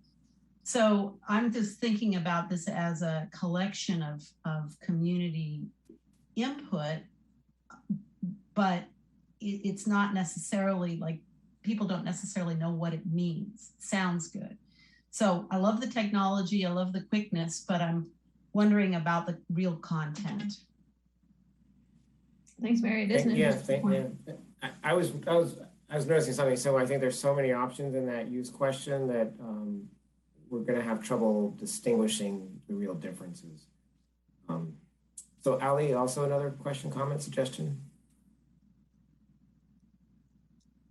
Thanks. My comment is similar to Mary's. And just, I mean, there's like 3 different types of housing questions that are like, all the housing is broken out very finely, but then there's the mixed use, and then retail. I mean, there's nowhere to say like anything else besides like, or like dining or other kind of uses.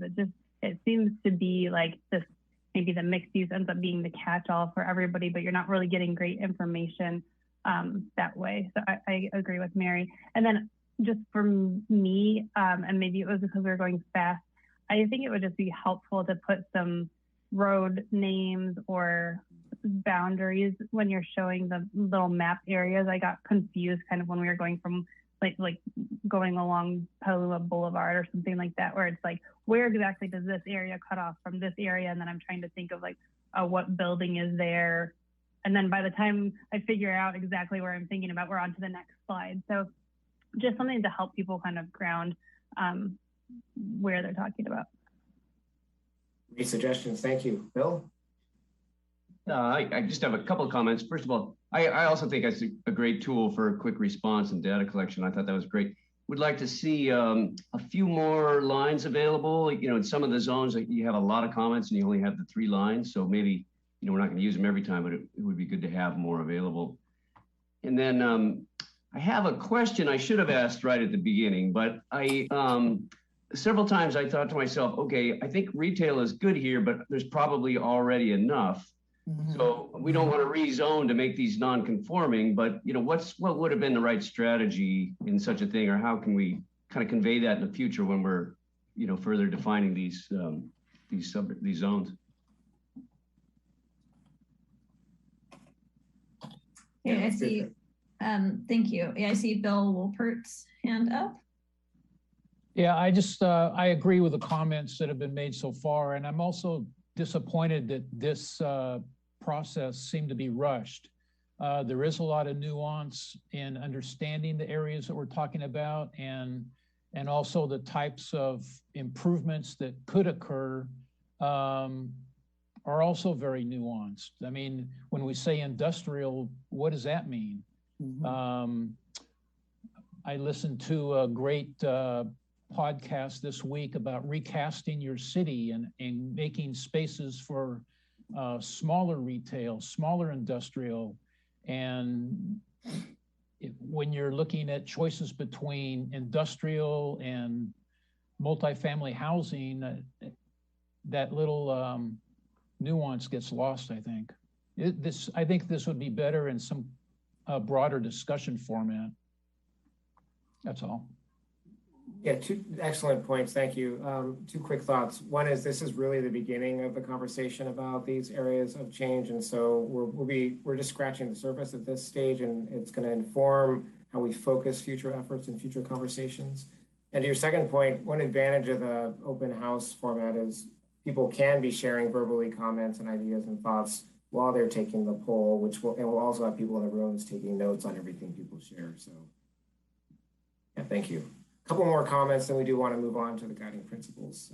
John and then Janice. Okay, the first thing is I saw the short list right before I was trying to read through those on each of these sections.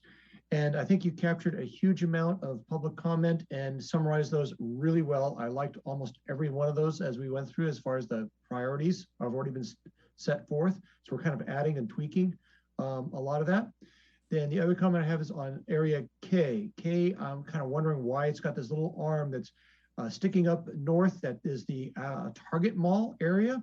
It has a housing right in this very center. As you go down that little arm, it's all basically single home housing, and then jumps down into K, the bottom area K that's under huge development right now by several different organizations, everything from Amy's Kitchen to Basin Street working, and all sorts of things are happening down in that area. So I see K should be segmented right around the railroad as a separate area that's being under development right now, very different from the arm up there. So I just separate that out and make that a line right across Lakeville there. Great, thank you. Just a quick comment on when we were talking about Casa Grande and that field that is adjacent to Casa Grande. It would be nice to know that there is a kind of a little strip mall close by, and so you know what the proximity is between, like, just that property as an example, so people would know that there is some retail. So when we're talking about mixed use, what do we really mean? And there is some amenities around that need to be probably upgraded, but it just would be nice to know where those retails are in proximity to some of these topics for housing. Yeah, excellent point. Hard to do that in this context, but certainly part of future conversations as we focus in on some of these areas that we begin to prioritize this process. So thank you. Yes, excellent point. With folks' permission, I'm going to move back to the presentation here really quick, if my computer lets me. So thank you. Very useful feedback. We'll both use the input you provided through the poll in our ongoing work, and really appreciate the very constructive comments on the use of that tool. So shifting gears really quickly, the last and sixth room that we'll have at the open house is going to focus specifically on guiding principles. And these are not a new topic for you. You already gave us extensive feedback on the existing guiding principles in the general plan, which were extremely helpful. We took that, as well as other community input we've been receiving, to summarize what you were sent in advance of the meeting, which is a summary of related thoughts, comments that inform that principle. And so what we'd like to do tonight is, if you've had those in advance, we want to very quickly, again, it'll feel a bit rushed, so we apologize for that, but we do want to very quickly see if you have any additional thoughts, comments on either some of the guiding principles that we heard maybe aren't needed any longer, some of the new ones, and then how we may have reworded some of the principles, and whether you think there's additional opportunities for clarity or improvement. I'm going to share a worksheet which is similar to a worksheet you used for the previous meeting. And we'll quickly move through each of these guiding principles, just a couple of minutes per, and get your thoughts. Michelle and Paul behind the scenes will be capturing your comments, and you'll see them on the screen. We know since you've received these in advance, some of you may have already taken some notes. Whether you did that in handwriting or electronically, feel free to make a digital copy and send it to Christina, and we'll also incorporate your feedback. So with that, I would shift my screen here. Everyone still see my screen with the evolution of guiding principles at the top? Okay, again, just as a quick overview, hopefully you've had time to look at these already. On the left-hand column here, we have the existing guiding principles, which you digested and gave us great feedback on last time. Not going to revisit those so much. And then what we've summarized for each of them, well, we've done two things for each of these. We've done some rewording to reflect what we heard, and then summarized supporting concepts. Now, ultimately, these are going to become a single kind of high-level summary sentence supported by a short paragraph, much like the current general plan already has. So these are preliminary concepts that we think will inform those short paragraphs. So at this point, we're interested in your feedback on how well you think we've captured those key concepts associated with each of these, and if you have any thoughts on how well we captured the singular kind of unifying sentence that captures the spirit behind this particular principle. And we know it's a large group, but we figured there would be a limited number of comments, and we could quickly have people share any thoughts, questions, comments. Chris, and then Ali. Yeah, on that first one, I would love to have age and family friendly city. I think I'm glad Petaluma's family friendly. I think there's a lot of people here who are not part of a traditional family, and it's kind of off-putting. So that would be my suggestion for that. So just so we're clear, you mean not include the reference to age and place specifically, or? No, in the first one, create a welcoming, affordable, accessible, age and family friendly. Oh, I see. Okay. So that just sort of includes everyone. You don't have to be in a family to be welcome here in Petaluma. Okay, great. Excellent. So we have that as a detail down below, but we think it's important to incorporate that. Right. Thank you. Ali. Oh, sorry. Thank you. That was actually my same comment, so I will save time. All right, 2 votes for that. Other thoughts on this initial guiding principle? If not, we can quickly move on to the next one. If you have a lingering thought, then you can always raise your hand and say, oh, back one. Yeah. But I think we can keep moving. So number 2, we have recrafted as honor, celebrate, and preserve Petaluma's heritage and historic character and its place in the modern city. Like a planner wrote that.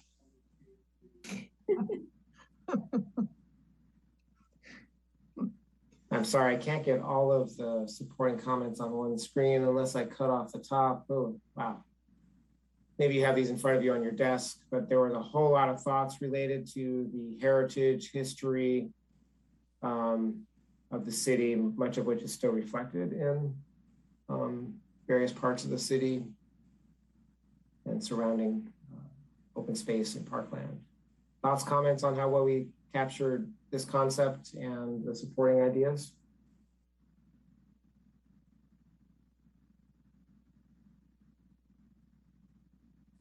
Mary. I was looking at the thing that came before the matrix, and I made comments in that. Is that a repeat? Like preserve and... Yeah, this is a short synopsis of what you had on that first page of what we sent you in advance. So preserve, if we go down to number 3. Oh, I'm sorry. Weren't you at number 3? Oh, no, you were at number 2. I can go to number 3 if you want to go to number 3. No, you're good. I had made comments more in the narrative, so I was trying to go back and forth and see. Okay, so there was a comment of embrace, at one point, embrace infill development. I just think that's pretty too airy of a word, and incentivize infill development. that's innovative, restorative, carbon positive in the heart of the downtown core. Thank you. Yes, stay away from meaningless descriptors or verbs. Problem a planner has is you run out of ideas for how to express similar concepts. So I have a bunch of comments and I'll send those in Excellent, thank you. separately, and I won't take up the time now. So be specific. Don't use terms like embrace. Thank you. John, then Bill. Okay, the only thing I would add, there's a sort of a reference to the agricultural, both the economics that it provides to us, as well as the character of the town. It's an ag town, basically, to start with, and still is. And I'd like to see agriculture be a little bit more prominent instead of these generic terms just providing character identity. I'd like to see agriculture to be more specifically stated in these statements. I know it says agriculture, heritage, and economy, but even more so, it'd be more specific or a very strong statement with that and that. I see the Miwok people needs to be in there, but our rich agriculture needs to be prominent amongst all of that, as well as the river. Excellent, thank you, Bill. And then Sierra. I just think we could add something about encouraging or enabling adaptive reuse of historic resources. And it may be in there. I had some other written comments too, but also I'm interested in, yes, thank you, is not degrading the integrity of our historic downtown by encouraging fake historic buildings. You know, I think we have to acknowledge that we're not living in the Victorian age anymore, and every time we build a fake one, it sort of cheapens the ones we have. So I think that needs to be included. Thank you. Thank you. And Sierra. Thank you. Yeah, I thought this was a really, really good update. One point that I wanted to mention is that diverse backgrounds, one time at the bottom, and we say recognize and embrace, and that's very different from honoring. And so I really like how we talked about honoring our rich agricultural heritage at the top, and I would love to talk about our diverse backgrounds the same way and prioritize diverse stories the same way. And I don't know exactly how you would word that, but I think it's also really important to honor and memorialize also not our good parts of our history, like recognize and honor the really, really bad parts of our history as well, and make sure those stories are uplifted in similarly respectful ways. Oops, I was trying to type. Can you capture that concept of honor in lieu of embrace, please, Michelle or Paul? I'm hearing 0 votes for the term embrace. Thank you. Okay, let's move on to number 3. Preserve and enhance Petaluma's open spaces, natural environment, and discrete edge surrounded by open space. I had a visceral reaction to the planning term, but the argument was it's borrowing from the current guiding principle. Thoughts on that or other aspects of this one? Mary? Do you mean the word discrete? The discrete edge, yes. Yeah, I don't even understand what that was. Why is it called discrete? It's a very clear, hard edge with some nice, soft, open space. So that seemed weird. And in general, my thoughts are, you know, don't just recognize and protect Petaluma's identity. All right, another downvote for vague verbs. Thank you. Yeah. Celebrate isn't good either. It's got to be like preserve, protect, incentivize. These are the power words. So that's what I'm thinking in general. And this comment, is it still there? Preserve views of the hills and Sonoma Mountain. Now, I may be an outlier here, but if we're going to densify downtown and build taller buildings, that can't be that has to be place specific. That can't be some term that is blanketed all over town. So I just wasn't sure there. That's a question. Yeah, it's an interesting point. It probably is true across the board, is where we need to be place specific. Maybe we should be. Good point. So we'll be getting our thesauruses out to adjust our verbiage. Thank you. Josh, you have a comment on number 3? Vibrant, though. Sorry, Christina? I was saying, if this is a real planning document, everything's going to have to be vibrant. Sorry, go ahead, Josh. Don't forget to unmute. Josh, can you unmute or do you need help unmuting? Okay, Eric, can you help Josh? Awesome. Thank you. Thank you. Sorry about that. I just wanted to quickly echo Mary's point specifically about when I read preserve the views of hills and Stone Mountain, that definitely felt in conflict with some of the densification that we've been talking about. So I do think that's something that we need to be really careful about and add some specificity to. And that's another core principle of planning is sometimes there are trade-offs between priorities. You have to make tough choices.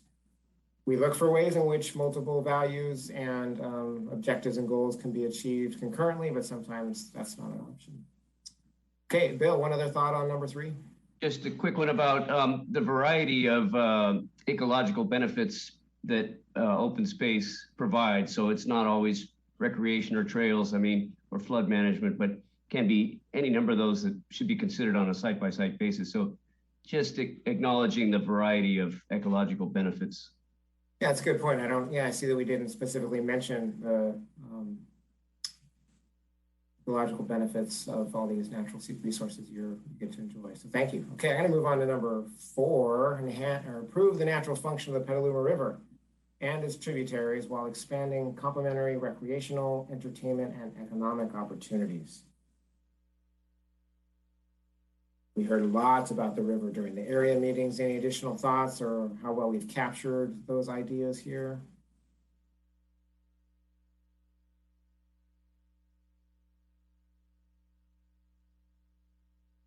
Mary? And then Okay, Bill? maybe revitalize is again, back to the vibrant word.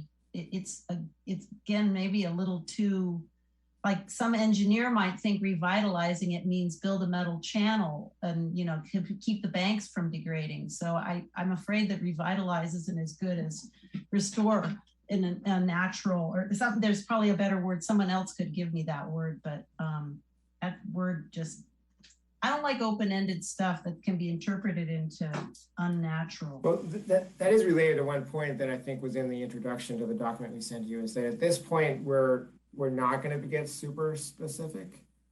These are designed to be directional in nature.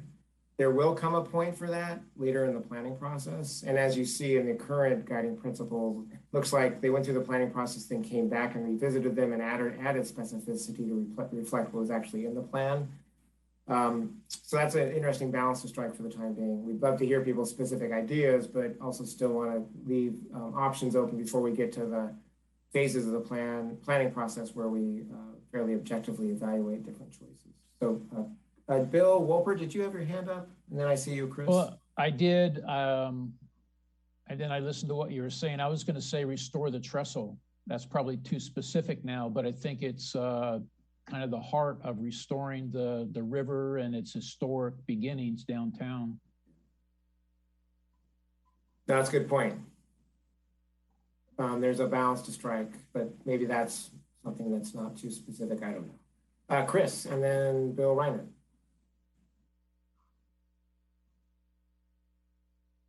Oh, does Chris need help unmuting? There we go. I'm good. So back to number 3, I'm just sort of looking over everything. As far as supporting concepts, I don't see health like mentioned anywhere here, like, preserve, enhance, open spaces, natural environment, supporting concepts. I mean, some way that it supports health, it supports mental health. And as I look ahead, like cycling, walking, transit, I mean, all of that is, I think health of the community, personal, physical health needs to be included wherever it's appropriate. So I just want to bring that up now because I think it's going to come up other places too. So I want to build on that. So that sounds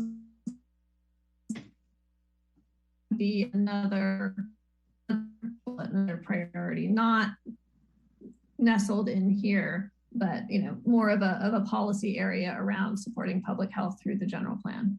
Am I capturing what you're saying? I think so. Yeah, just as long as I don't see anything about health. So that's all. Get it in there somewhere. Yeah, and Michelle, if you could just include in your note that that comment probably applies to other guiding principles as well. It's part of what I heard Chris saying. And that's to another point. You'll see there's a little bit of redundancy across some of these. Some similar concepts are mentioned in more than one guiding principle. But that's just the nature of the fact that we live in a holistic community and environment in which everything is connected ultimately. So thank you. Mary, you still have your hand up. Did you have another comment? Right. Okay. Yeah, I've been lowering people's hands for them. I just want to note that once you speak, if you could lower your hand, that would be lovely. Then we know that you're done. Thank you. Okay, here's one that we heard maybe needs to go away. Any issues with that? In some of these, we either integrated them into other concepts, combined concepts. We got some pretty clear guidance from folks last time. When what we did in this case was combine these concepts around access and pathways, along with these other transportation and mobility concepts in principle number 6, which is now number 5. There are no objections. Other thoughts or comments on number 5, which now reads prioritize, oh, there's that word again, cycling, walking, transit, and other transportation alternatives or over private vehicles. Consistent with your carbon framework, climate change framework, excuse me.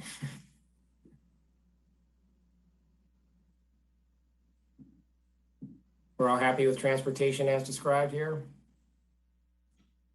Number 6, downtown. Enhance downtown as the center of Petaluma's civic life by preserving its historic character, expanding pedestrian access and safety, and allowing for a diverse mix of uses.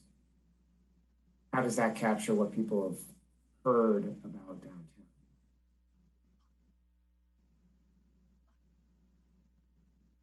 And that's another interesting thing about these principles. Some are place specific, like the river in downtown, others apply across the city bill. I don't see anything that addresses public gathering areas, places to come together.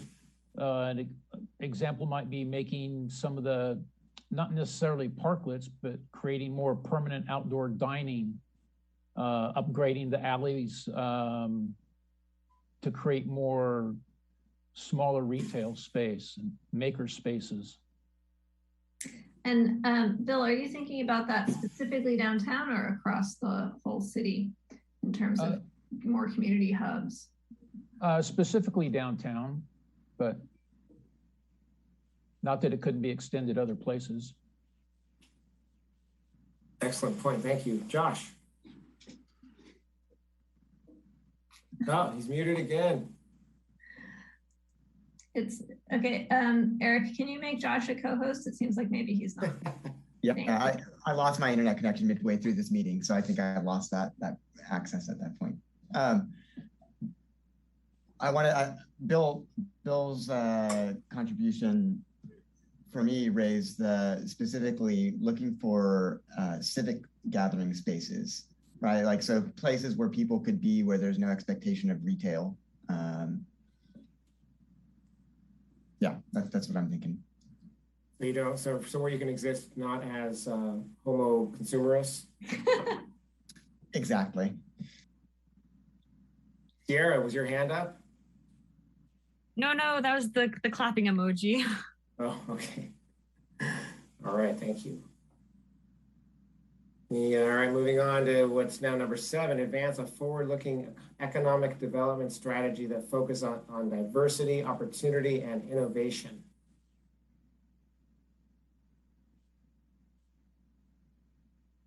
And this is one example where we moved from a principle that had been fairly specific by industry to one that was more general. Thoughts? Bill?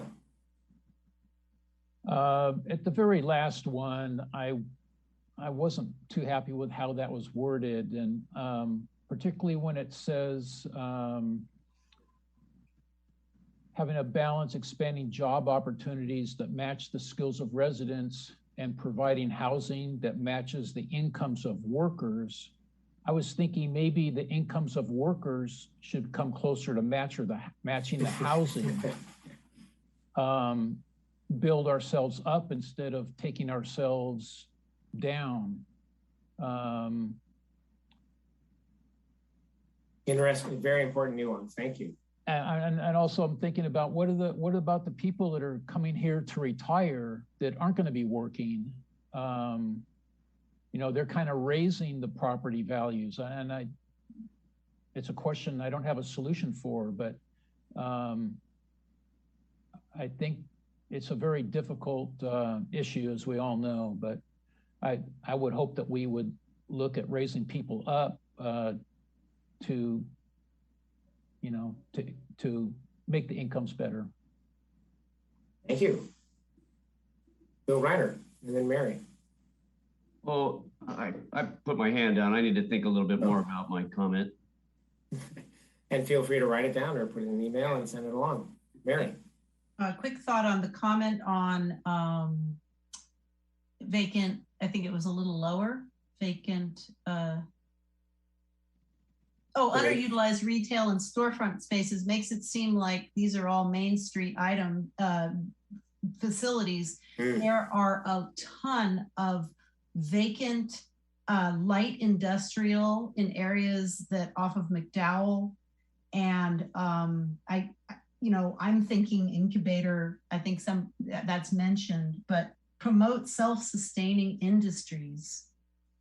If we can get Petaluma to be more of a self-sustaining community where we're making the things instead of ordering and waiting and having these things driven in and delivered, since the whole country is shut down, I think that would be an awesome goal. Thank you. And Michelle, if you could, so I think part of what Mary was saying was there are a variety of types of vacant areas that could be used to advance a variety of different types of economic development. So not limited to vacant retail.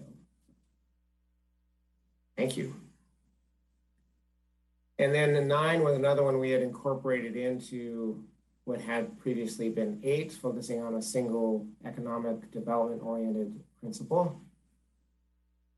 Any issues with doing that integration? And there's 3 of them actually. I apologize. So yes, 3 previous principles combined into one focused on diverse, sustainable, balanced economic growth. So then the next one was implement regenerative design, and that is a technical term, to preserve resources and address climate change, sea level rise, and adaptation challenges, and foster a sustainable community in which today's needs do not compromise the ability of the community to meet its future needs. All things sustainability. Are we missing any key concepts? Bill. Well, if we take sea level rise seriously, what really do we do with downtown? I mean, it's if we were going to do anything other than build even if we were building seawalls, I would think that would be something that we would begin planning now for it to occur 10 years from now or whatever. It seems like the sea level rise could be a real issue that demands some very specific solutions. So face the realities and address tough choices. Because it's going to take a long time to implement. And that's part of the point of a general plan. It's long-term in thinking and planning and setting the stage for what you know is coming in this case. And just one sec before Josh goes, while he thinks about if he can unmute himself, we have been doing, as Ron said, 16 different technical reports, and one of them is and so at our next meeting and before our next meeting, because this is hundreds of pages of material, we're going to be sending those reports to you so that you can start looking through them. And then we're going to subsequently get into policy conversations about how do we deal with sea level rise? How do we think about these, these technical factors that we're uncovering? Josh, go ahead. I can unmute. Awesome. I don't know if it belongs here necessarily, and maybe it's something that's already in the climate emergency framework. I don't recall off the top of my head. But the thought that occurs to me is some expression of commitment to doing this to planning and considering like externalities broadly. So not just like fuel and electricity and resources that we use to sort of keep the lights on, but also things in the production of materials that we bring in. That's a key feature of our market economy is externalizing the costs. And so that's an excellent point. We try to get at that some, just, in the alternatives when we're comparing them and forecasting future costs and benefits. And when we can, we'd like to identify who pays and who pays, who benefits, to make it clear about the distribution, equitable or not, of impacts and opportunity. Thank you. Also doing a climate action plan. Sorry. Yeah, right. Yeah. Where we're looking at the greenhouse gas emissions from consumption. Yeah, and again, great opportunity doing that concurrently with the general plan to confirm they're really consistent and mutually reinforcing. Sarah, then Chris. I think Chris actually had her hand up first. Oh, okay. Okay. Really, really quickly. Something that popped to mind as I was hearing everything. I know this is very much addressed in the climate emergency framework, but I think we do need to specifically also bring it into this guiding principle, and that is equity and just the acknowledgement and reminding ourselves that our Black and brown and low income and disabled neighbors are on the front line. The first served to be equitably, to make this change equitable. And so I was thinking maybe we could put the word equitably before foster, just to like keep that in our brains, and maybe add a bullet point about that, or however you think would best be able to be. Thank you. Similar to Chris's earlier comment about health. Thank you. Chris. Yeah, I just think the word resilient is better than sustainable. The resilient is a much more forward thinking. So I'd toss that word in there for consideration. I can't believe a bunch of planners didn't include resilient. We fail. John. Okay, what was stated just earlier about the externalities and distribution of things, like we're all getting stuff from Amazon now consistently. But our biggest needs is on a daily basis is food, shelter, and clothing. And we may not be able to actually build a lumber mill here locally and things, but if we can have our food and shelter and clothing and other high demand, high volume goods as much produced here, or at least be able to have access to those things, because we may lose access, like we are losing access to steel.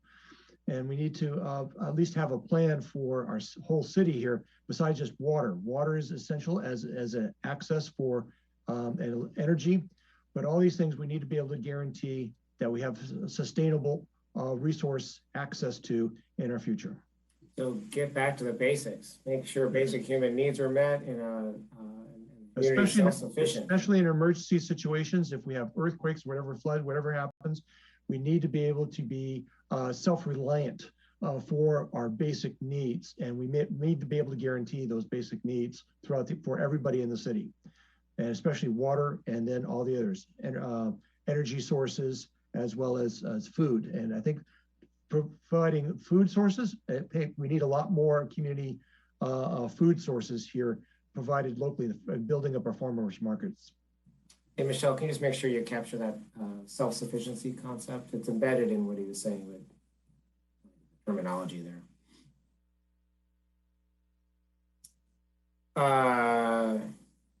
Okay, thank you.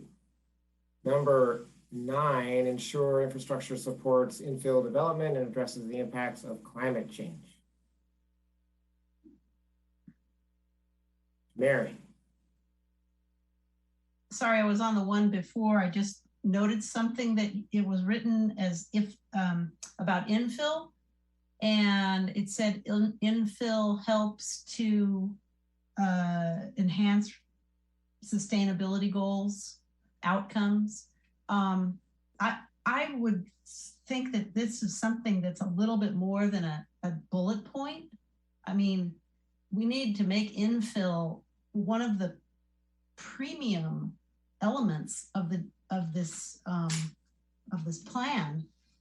That just sort of slipped in there. It kind of helps. No, it could really, really move us towards the outcome instead of these ideas of building all this housing outside the urban growth boundary. So I would highlight that, find another way to make it more important. And that's all on that one. Thank you. Okay, yeah, I could have sworn it was in another one, but yeah, it's in the context of infrastructure, but again, kind of as a complementary term associated with infrastructure as opposed to a concept in and of itself. So, okay, thank you for pointing that out. Well, there it is. Okay, I see. Okay, so moving on to infrastructure, thoughts on that principle as written and supporting concepts?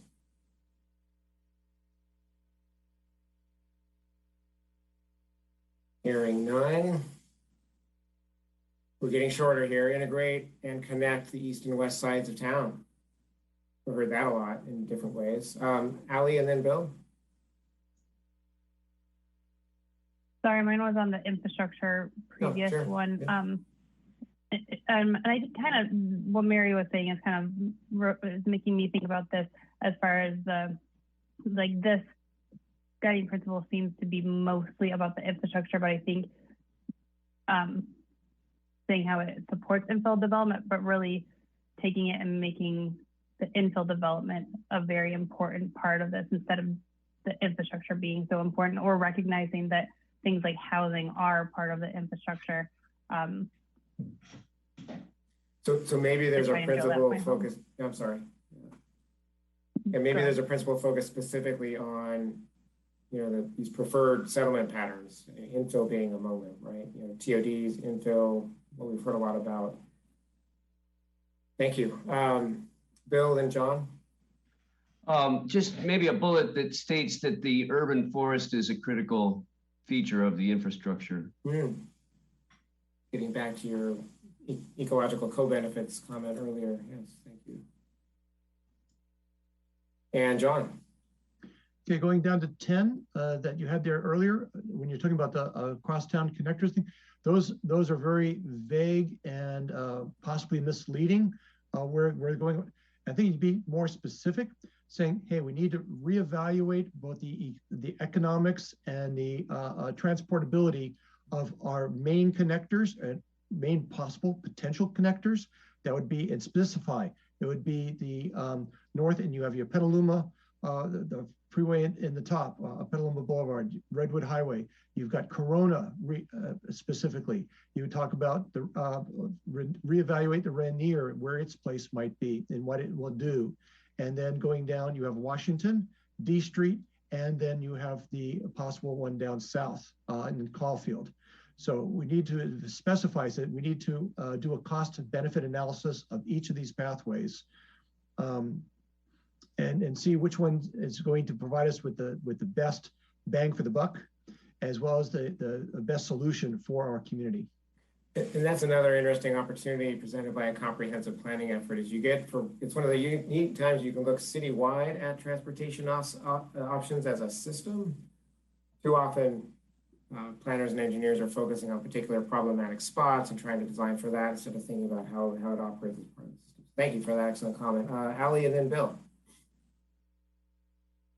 I just wanted to make sure that that bicycle and pedestrian safety is very highlighted in the supporting concepts instead of this multi-use trails thing. That sounds to me like, okay, we'll put the bikes on this special trail, but what I think that really needs to happen is have the bikes along with the traffic, have everything integrated together so that the integration of east and west side is a true integration multimodally.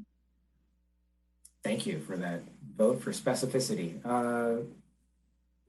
Bill, did you have another comment and then Mary? Or yeah, just a quick one about maybe improve the existing corridors connecting the east and west, thereby kind of lessening the the separation.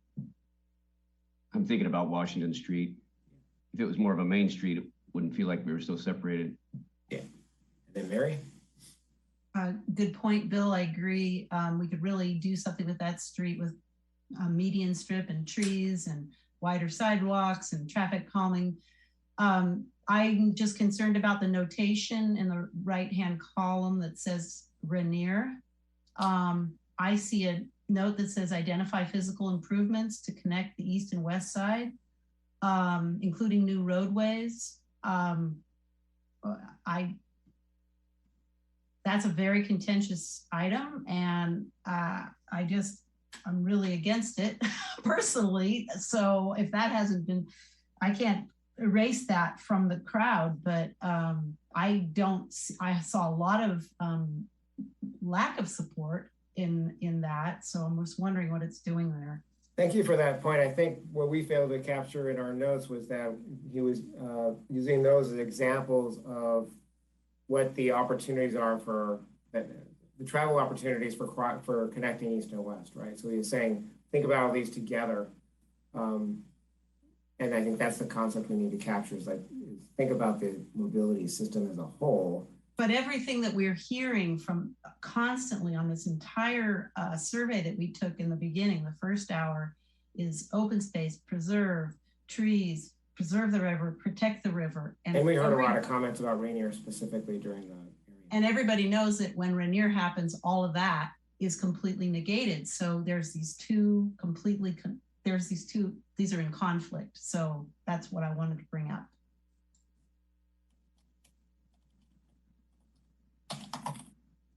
Good point, Mary. John, do you want to go ahead? Yeah, just reference to what Mary said. I totally agree that I don't want to see Rainier done, or if it's done, it should be a bike and pedestrian only pathway possibility through there. So I just wanted to reevaluate it and have it reevaluated from what it is now, which is the proposal is to put a whole road and a bridge across the whole thing, which is the current proposal. And I would like to see it reevaluated and reassessed and redone and created a much more friendly pathway into the open space. So that's why I want Rainier still included in the top, because it's a possibility. It's been on the books. I needed to have it see it formally rejected is what I'd like to see by doing the true cost and benefit analysis. So I'm not pro Rainier on any way, shape, or form. I want to see a full transformation of the whole concept. So I'm not disagreeing with you. I'm agreeing with you, but I'd like to see Rainier. It's a possible cross-town connector and needs to be put in the mix of all possibilities and hopefully rejected. All right, thanks. Excellent, thank you. A new thought, Janice? I'm watching the clock. It's getting. Just quickly, I feel like when people are talking about Rainier, I appreciated this other people than myself. And it just seems like it's confusing. It's a false narrative. And I feel like we are being directed in one direction when we need to look at the bigger picture of transportation. We can't go back to 1960 thinking because it's 2021. And this just keeps jumping at us. And we really need to have a clean slate. Thank you. All right. Number 11, promote social and economic justice to address structural inequities and racism. Bill Walpert, go ahead.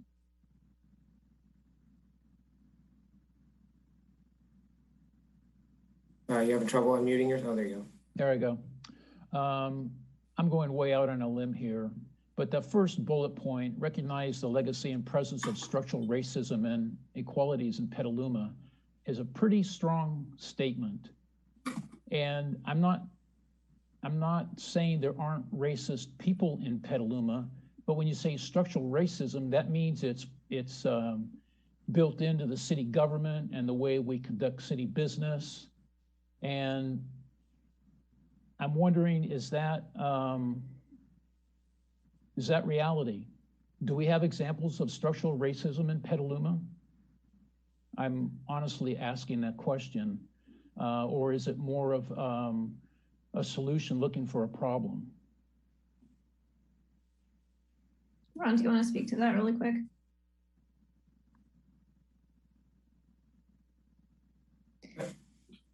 Does Josh need help again unmuting? No, he's okay. Sorry. I just wanted to give you the first shot there, Ron. Sorry, no, go ahead. Okay. I just want to say that I think structural racism and other forms of oppression, systemic, structural, they're part of the fabric of our reality. And I think it's important that we incorporate being anti-racist and things of that nature into our government and structurally. I think that's the only way we tackle those problems long term. Well, but are we talking about our individual racisms or policies that we create as a community that we need to correct? Yes, Sam. I have to say, when I was looking at this, I struggled with it a little bit because our sort of national, every level of government has some inequities or sort of embedded difficulties in it. So I wasn't sure about calling out Petaluma specifically here, but it's something that we have to think about in Petaluma context. Phil, did you want to add anything? Yeah, I would agree with Christina. We have, I recognize that there's structural racism and inequalities in the United States, and Petaluma is part of the United States, and we're dealing with Petaluma. So I think we should point it out. So wait, so just so I'm clear, that was a vote for keeping specific reference to Petaluma in there? Yes. Okay, thanks. And Janice and then Sierra? I think it should stay in there. There is a lot of hidden racism in this town. I'm white and I've experienced it growing up in this town being Jewish. At one time, somebody said people wouldn't vote for me because I was a Jew. And this has happened in my lifetime as a child, and I am white, and I can, it's just like in Nazi Germany, you could have a patch on your clothing, but if I took it off, I was still white. But if a Black person has a patch, they're still Black. And that is real in this town. And I think it's important to address it and hit it head on. Thank you. Sierra? Yeah, thank you everyone for speaking up. I just wanted to really uplift and in the strongest possible terms, agree with the fact that we do have a legacy of racism in Petaluma, as with practically every single space and place in this country. And we need to keep this language here to show and take action on the fact that we are serious about being more anti-racist in our policies and hopefully building an equitable world together, an equitable Petaluma together. We're not there yet. So this is absolutely vital to keep. And then I also wanted to add, I don't see anything in here about specifically about language justice. And I do think that is really important. I know we're not trying to get too specific, but language justice is a guiding principle, a guiding mindset for planning Petaluma's policy for the next, 15, 20 years. So I think if we put that in here, it would be a really good step forward for us. Thank you. Ileana? Thank you. I wanted just to add what Sarah said. There's at least 17% identify Spanish speakers in the city of Petaluma, and also the structural racism is both implicit and explicit. The economic inequalities alone in this community bear this out. I have worked with low-income Latino families in this city, and they have been struggling because of structural inequalities in this city. So we have to be really explicit and not ignore that the challenges that are present, and we can avoid the future ones. Thanks. Thank you. Yancy? I just want to uplift, I don't remember who said this, but the anti-racist language and just making sure that we're not taking a neutral stance on this.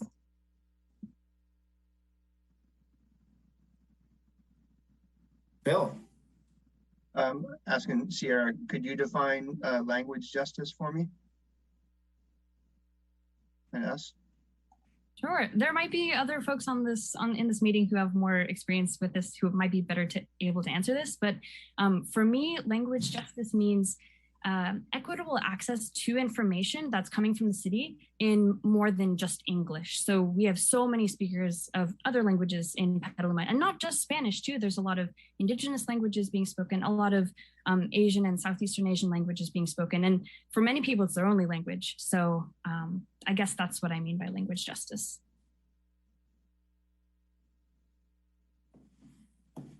Excellent thoughts and comments. Thank you everyone for sharing. Just a couple quick. Really quick, Michelle, who's taking notes. The first one was a solution in search of a problem. That's what well, thank you. Comment was. Oh, go ahead, Allie. Thanks. Sorry, no, we're running up against time, but I also wanted to just go on record of saying I think that the recognizing the legacy of the structural racism in Petaluma is important, and wanted to also call out the second bullet in I like having city policies and programs continuously evaluated in that lens. I think that's really important to understand who the policies are being made and how the policies are being made and who they affect. Thank you. Thank you, everybody, for your very thoughtful comments. Two quick connections I see listening to what people are sharing. One is, as I think many of you are aware, the city has an ongoing ad hoc committee meeting to address issues of diversity, equity, and inclusion. And I think we have a tremendous opportunity, the fact that that's happening at the same time and concurrently with this planning process, to inform the planning process with findings from that group's work. And I think it actually could help get to one of the original questions, which was, do we have evidence of this? And I assume that's part of what they're tackling in that committee. Second quick thought is that another opportunity in a comprehensive planning effort, like a general plan update, is to really think hard about root issues and causes and the structure of a city, including how decisions are being made. And so we have, I think, explicit opportunities through a general planning process to be very thoughtful about how we approach these issues and use the general plan to guide the city in a more just and equitable direction. Okay, thank you all very much. We will be coming back to this and many other issues, but thank you very much for those very thoughtful comments. Couple more, 2, 3 more. So the next one was be a leader within the region and beyond.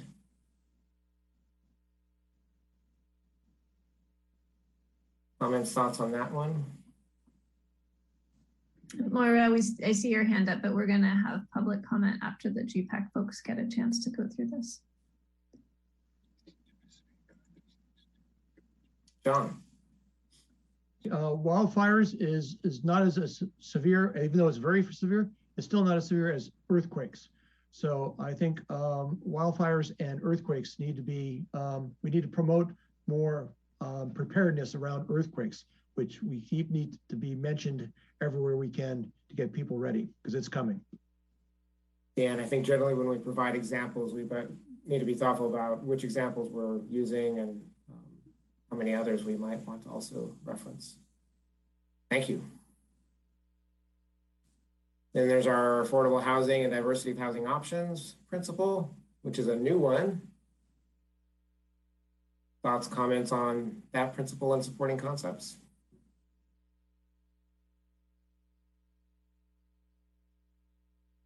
I think you expressed your thoughts on affordable housing through the previous poll. Thank you. And then, oh, here's, I could have sworn there was this somewhere, prioritize infill development, to someone's earlier comment about needing to call that out specifically. So here it is. How'd we do?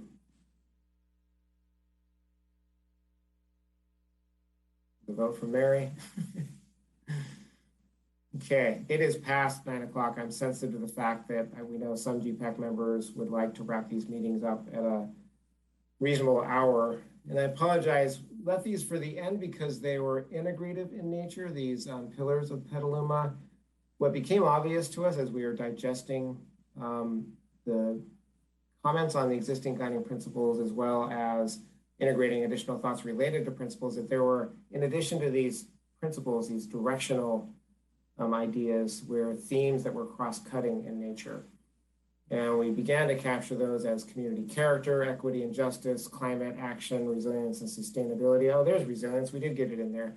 And participatory decision-making and transparency of government. Don't have a ton of time right now, but any initial quick thoughts on these? Do they correctly articulate the essential values of the community? Are there topics that are missing? Other thoughts, comments? Mary? Okay, I'm glad these were part of the topics.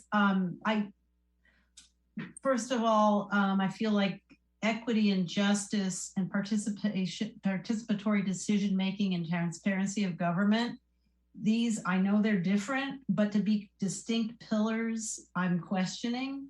It seems like participatory decision-making and transparency of government is part of equity and justice. So I don't know why it's a separate thing. And I also would really like to see the maybe the rephrasing of climate action, resilience, and sustainability. And I have someone in public comment who's going to say it more beautifully than I, but it doesn't seem like it should be down. To me, it shouldn't be like what it looks like to be number 3. Oh, yeah, sorry, these were not prioritized or ranked. I know, So but it keeps happening. I mean, we spent a lot of time in the beginning of our meetings when we first started on equity and justice. And I know it's important, but it seems to become the most hot topic. And meanwhile, you know what's going on with the earth. So just, I think we need to we need the earth in order to have equity and justice. So I'd like to see it reversed. Yeah, thank you. And that's a great reminder that we need to think both about the substance of what we're writing, but also the way in which it's presented. So thank you for that reminder. Chris?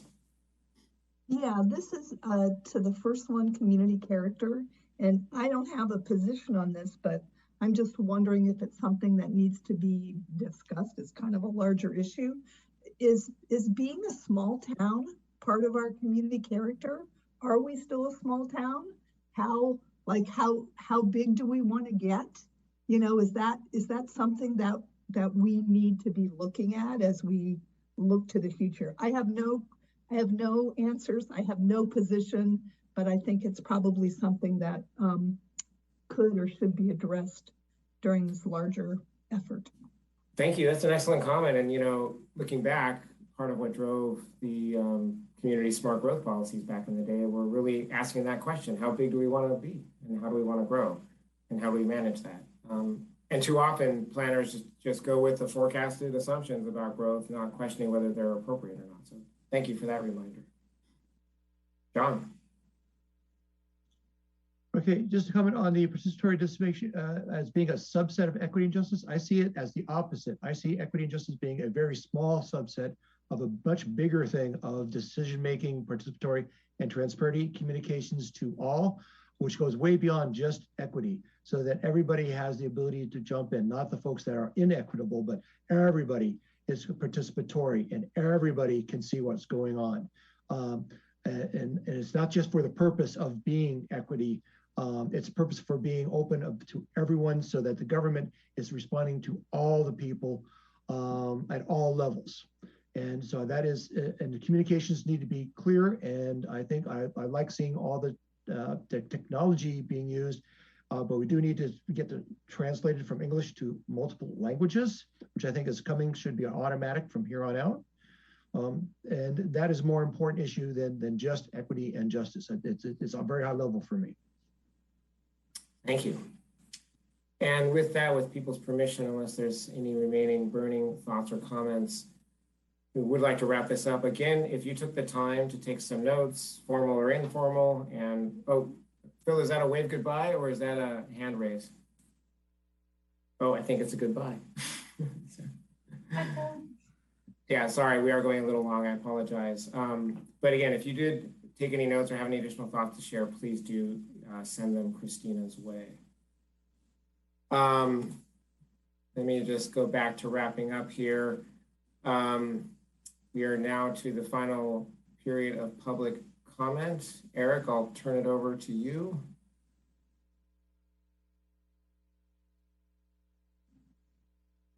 Thanks, Ron. We've got two hands up, Veronica O and Taryn Obeid. Veronica, I've asked you to unmute. You'll need to unmute yourself.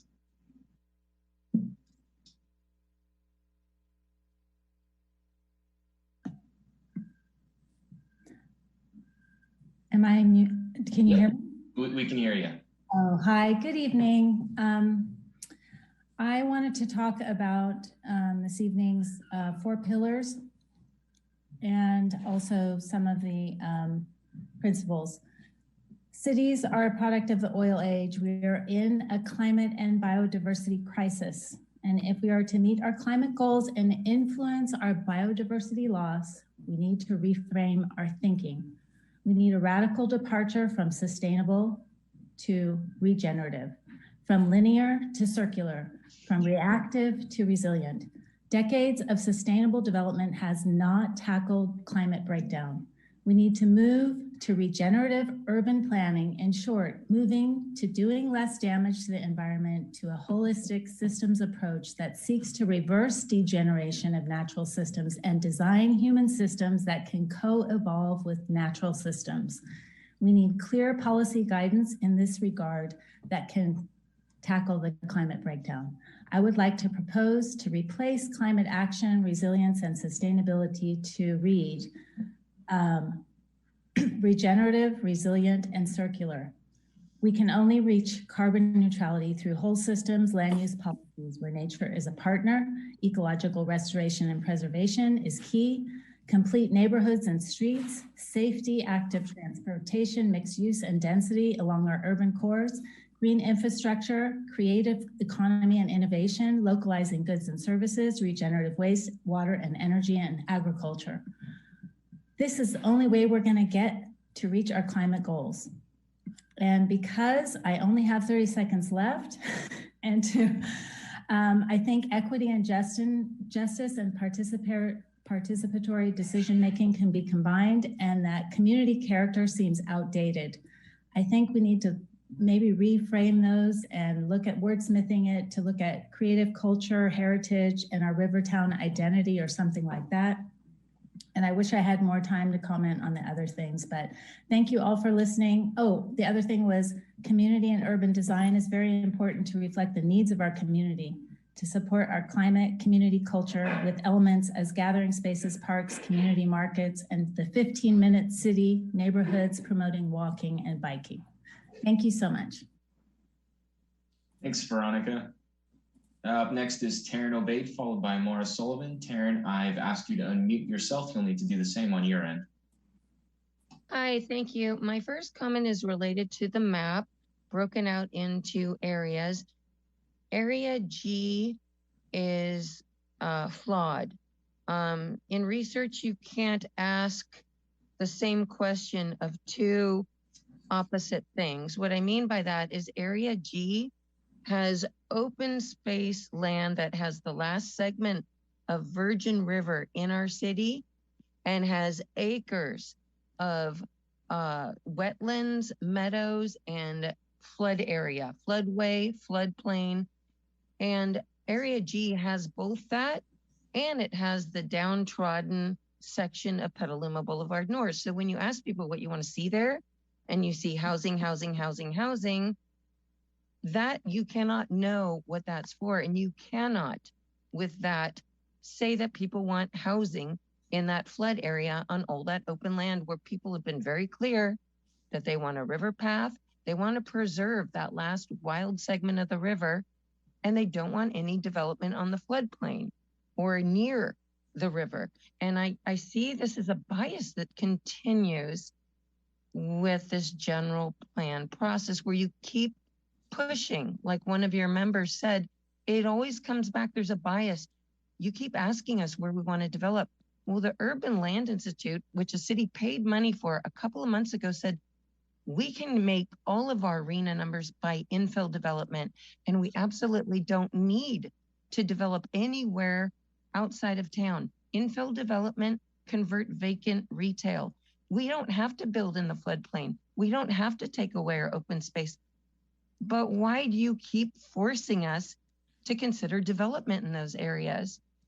And then finally, I would say we need more transparency, because it's not just an equity issue. It's our government. It has a lot of cronyism. Thank you. Thank you, Taryn. And up next is Maura Sullivan, followed by Beverly. And Maura, I've asked you to unmute yourself. You'll need to do the same on your end. Yeah, hi, good evening. There are several real incongruencies in your pillars and guiding principles, particularly on number 4 and number 14. On number 4, you have improved the natural function of the Petaluma River and its tributaries. Why then do you have, quote, orient development toward the river? Very concerning for me on that one. I want to see more emphasis in language around biodiversity and wildlife that we share this watershed with and that rely on the river for sustenance and habitat. Much wildlife resides within our urban growth boundary because of our river. Regarding number 14 on prioritize infill development, you start with avoid locating new development in environmentally sensitive locations, but then you follow with pursue new development in the Midtown area between the Petaluma River and Highway 101. 100% incongruent. 2 of our major city policy documents, our general plan and our river plan, refer to that area the Corona Reach as the largest and most environmentally sensitive segment of the river.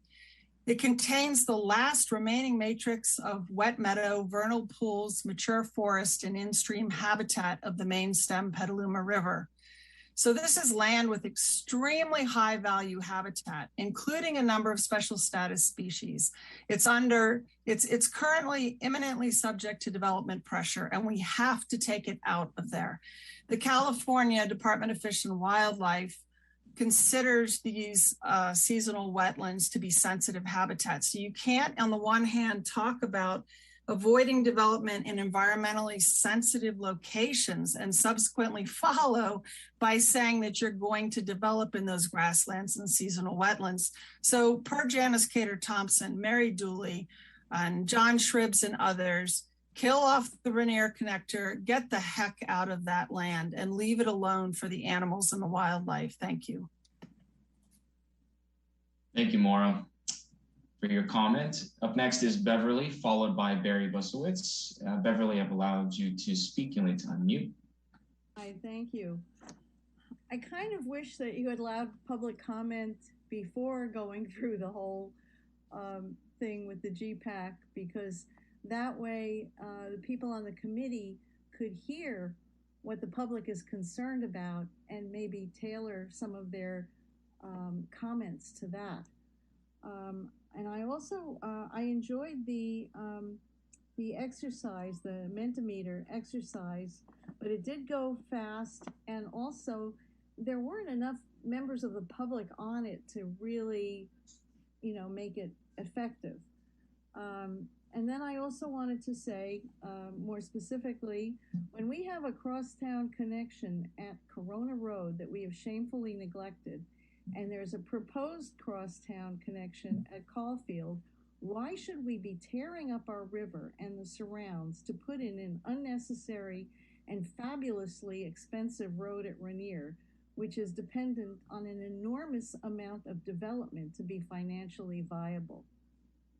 The developers are following in the footsteps of Henry XIV, who famously said, "Après moi le déluge," or "after me the flood." And I think that might be literally true. They said there'd be no flooding at the auto mall and the factory outlets, so why should this be any different? We do not need to become another series of malls along the freeway. That's not what Petaluma is. And without the tiny remaining amount of precious wildlife and wild lands, we're going to destroy all that, and we won't have a Petaluma to worry about. We won't have to worry about equity or parks or anything. because we will have contributed so much to climate change. Thank you. Thank you, Beverly, for your comment. Barry, I see you've unmuted yourself. Yeah, thank you. I really admire the work that you all are doing here. I think the process is really developing well. I think that the pop-ups have been a good part of it. And I think the poll, the Mentimeter, was very good for sharpening thinking. It surely was for me. It helped me see that I needed a better understanding of what we meant about mixed use. And I think also that the Mentimeter is good for starting thinking more than demonstrating completed thinking. So the conversations and unpacking afterwards are very important to capture the things that come out of that. And I think you're doing that well. And finally, you listed a lot of commissions and committees the city has that you're reaching out to in the process, and didn't mention the tree committee. And trees was the word I saw most, maybe biased eyes. The word I saw most in the word bubbles was trees and tree canopy. And so I think that getting the tree committee involved would be good. Maybe it's in there and it wasn't in the list that you showed earlier, but thank you very much. And sorry it's going so late, but thanks for letting me to comment, and I wish you all well and a good rest tonight. Thank you, Barry, and thanks for your comment. And I don't see any other hands raised for public comment at this time. Back to you, Ron. Hey, thank you, Eric, and thank you, members of the public, for sharing your thoughts. Appreciate it. This is the moment at the end of the meeting where we invite any additional thoughts, comments from GPAC members. We know lots of issues come up that spark various ideas and questions. Anything before we close?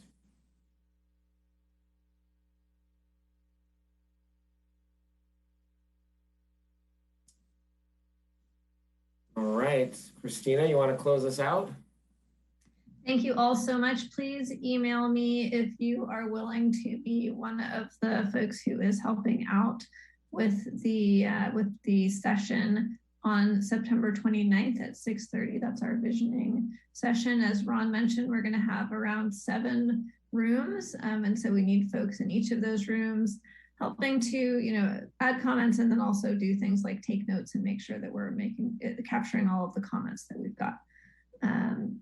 Other than that, thank you all so much for the lots and lots of feedback and input that we got this evening. It sounded quiet, but there was a lot of data flying around, and so we really appreciate that. And let me know if you have any last minute thoughts after the meeting. We'll see you next month or on the 29th. Thank you. Recording stopped. Everybody.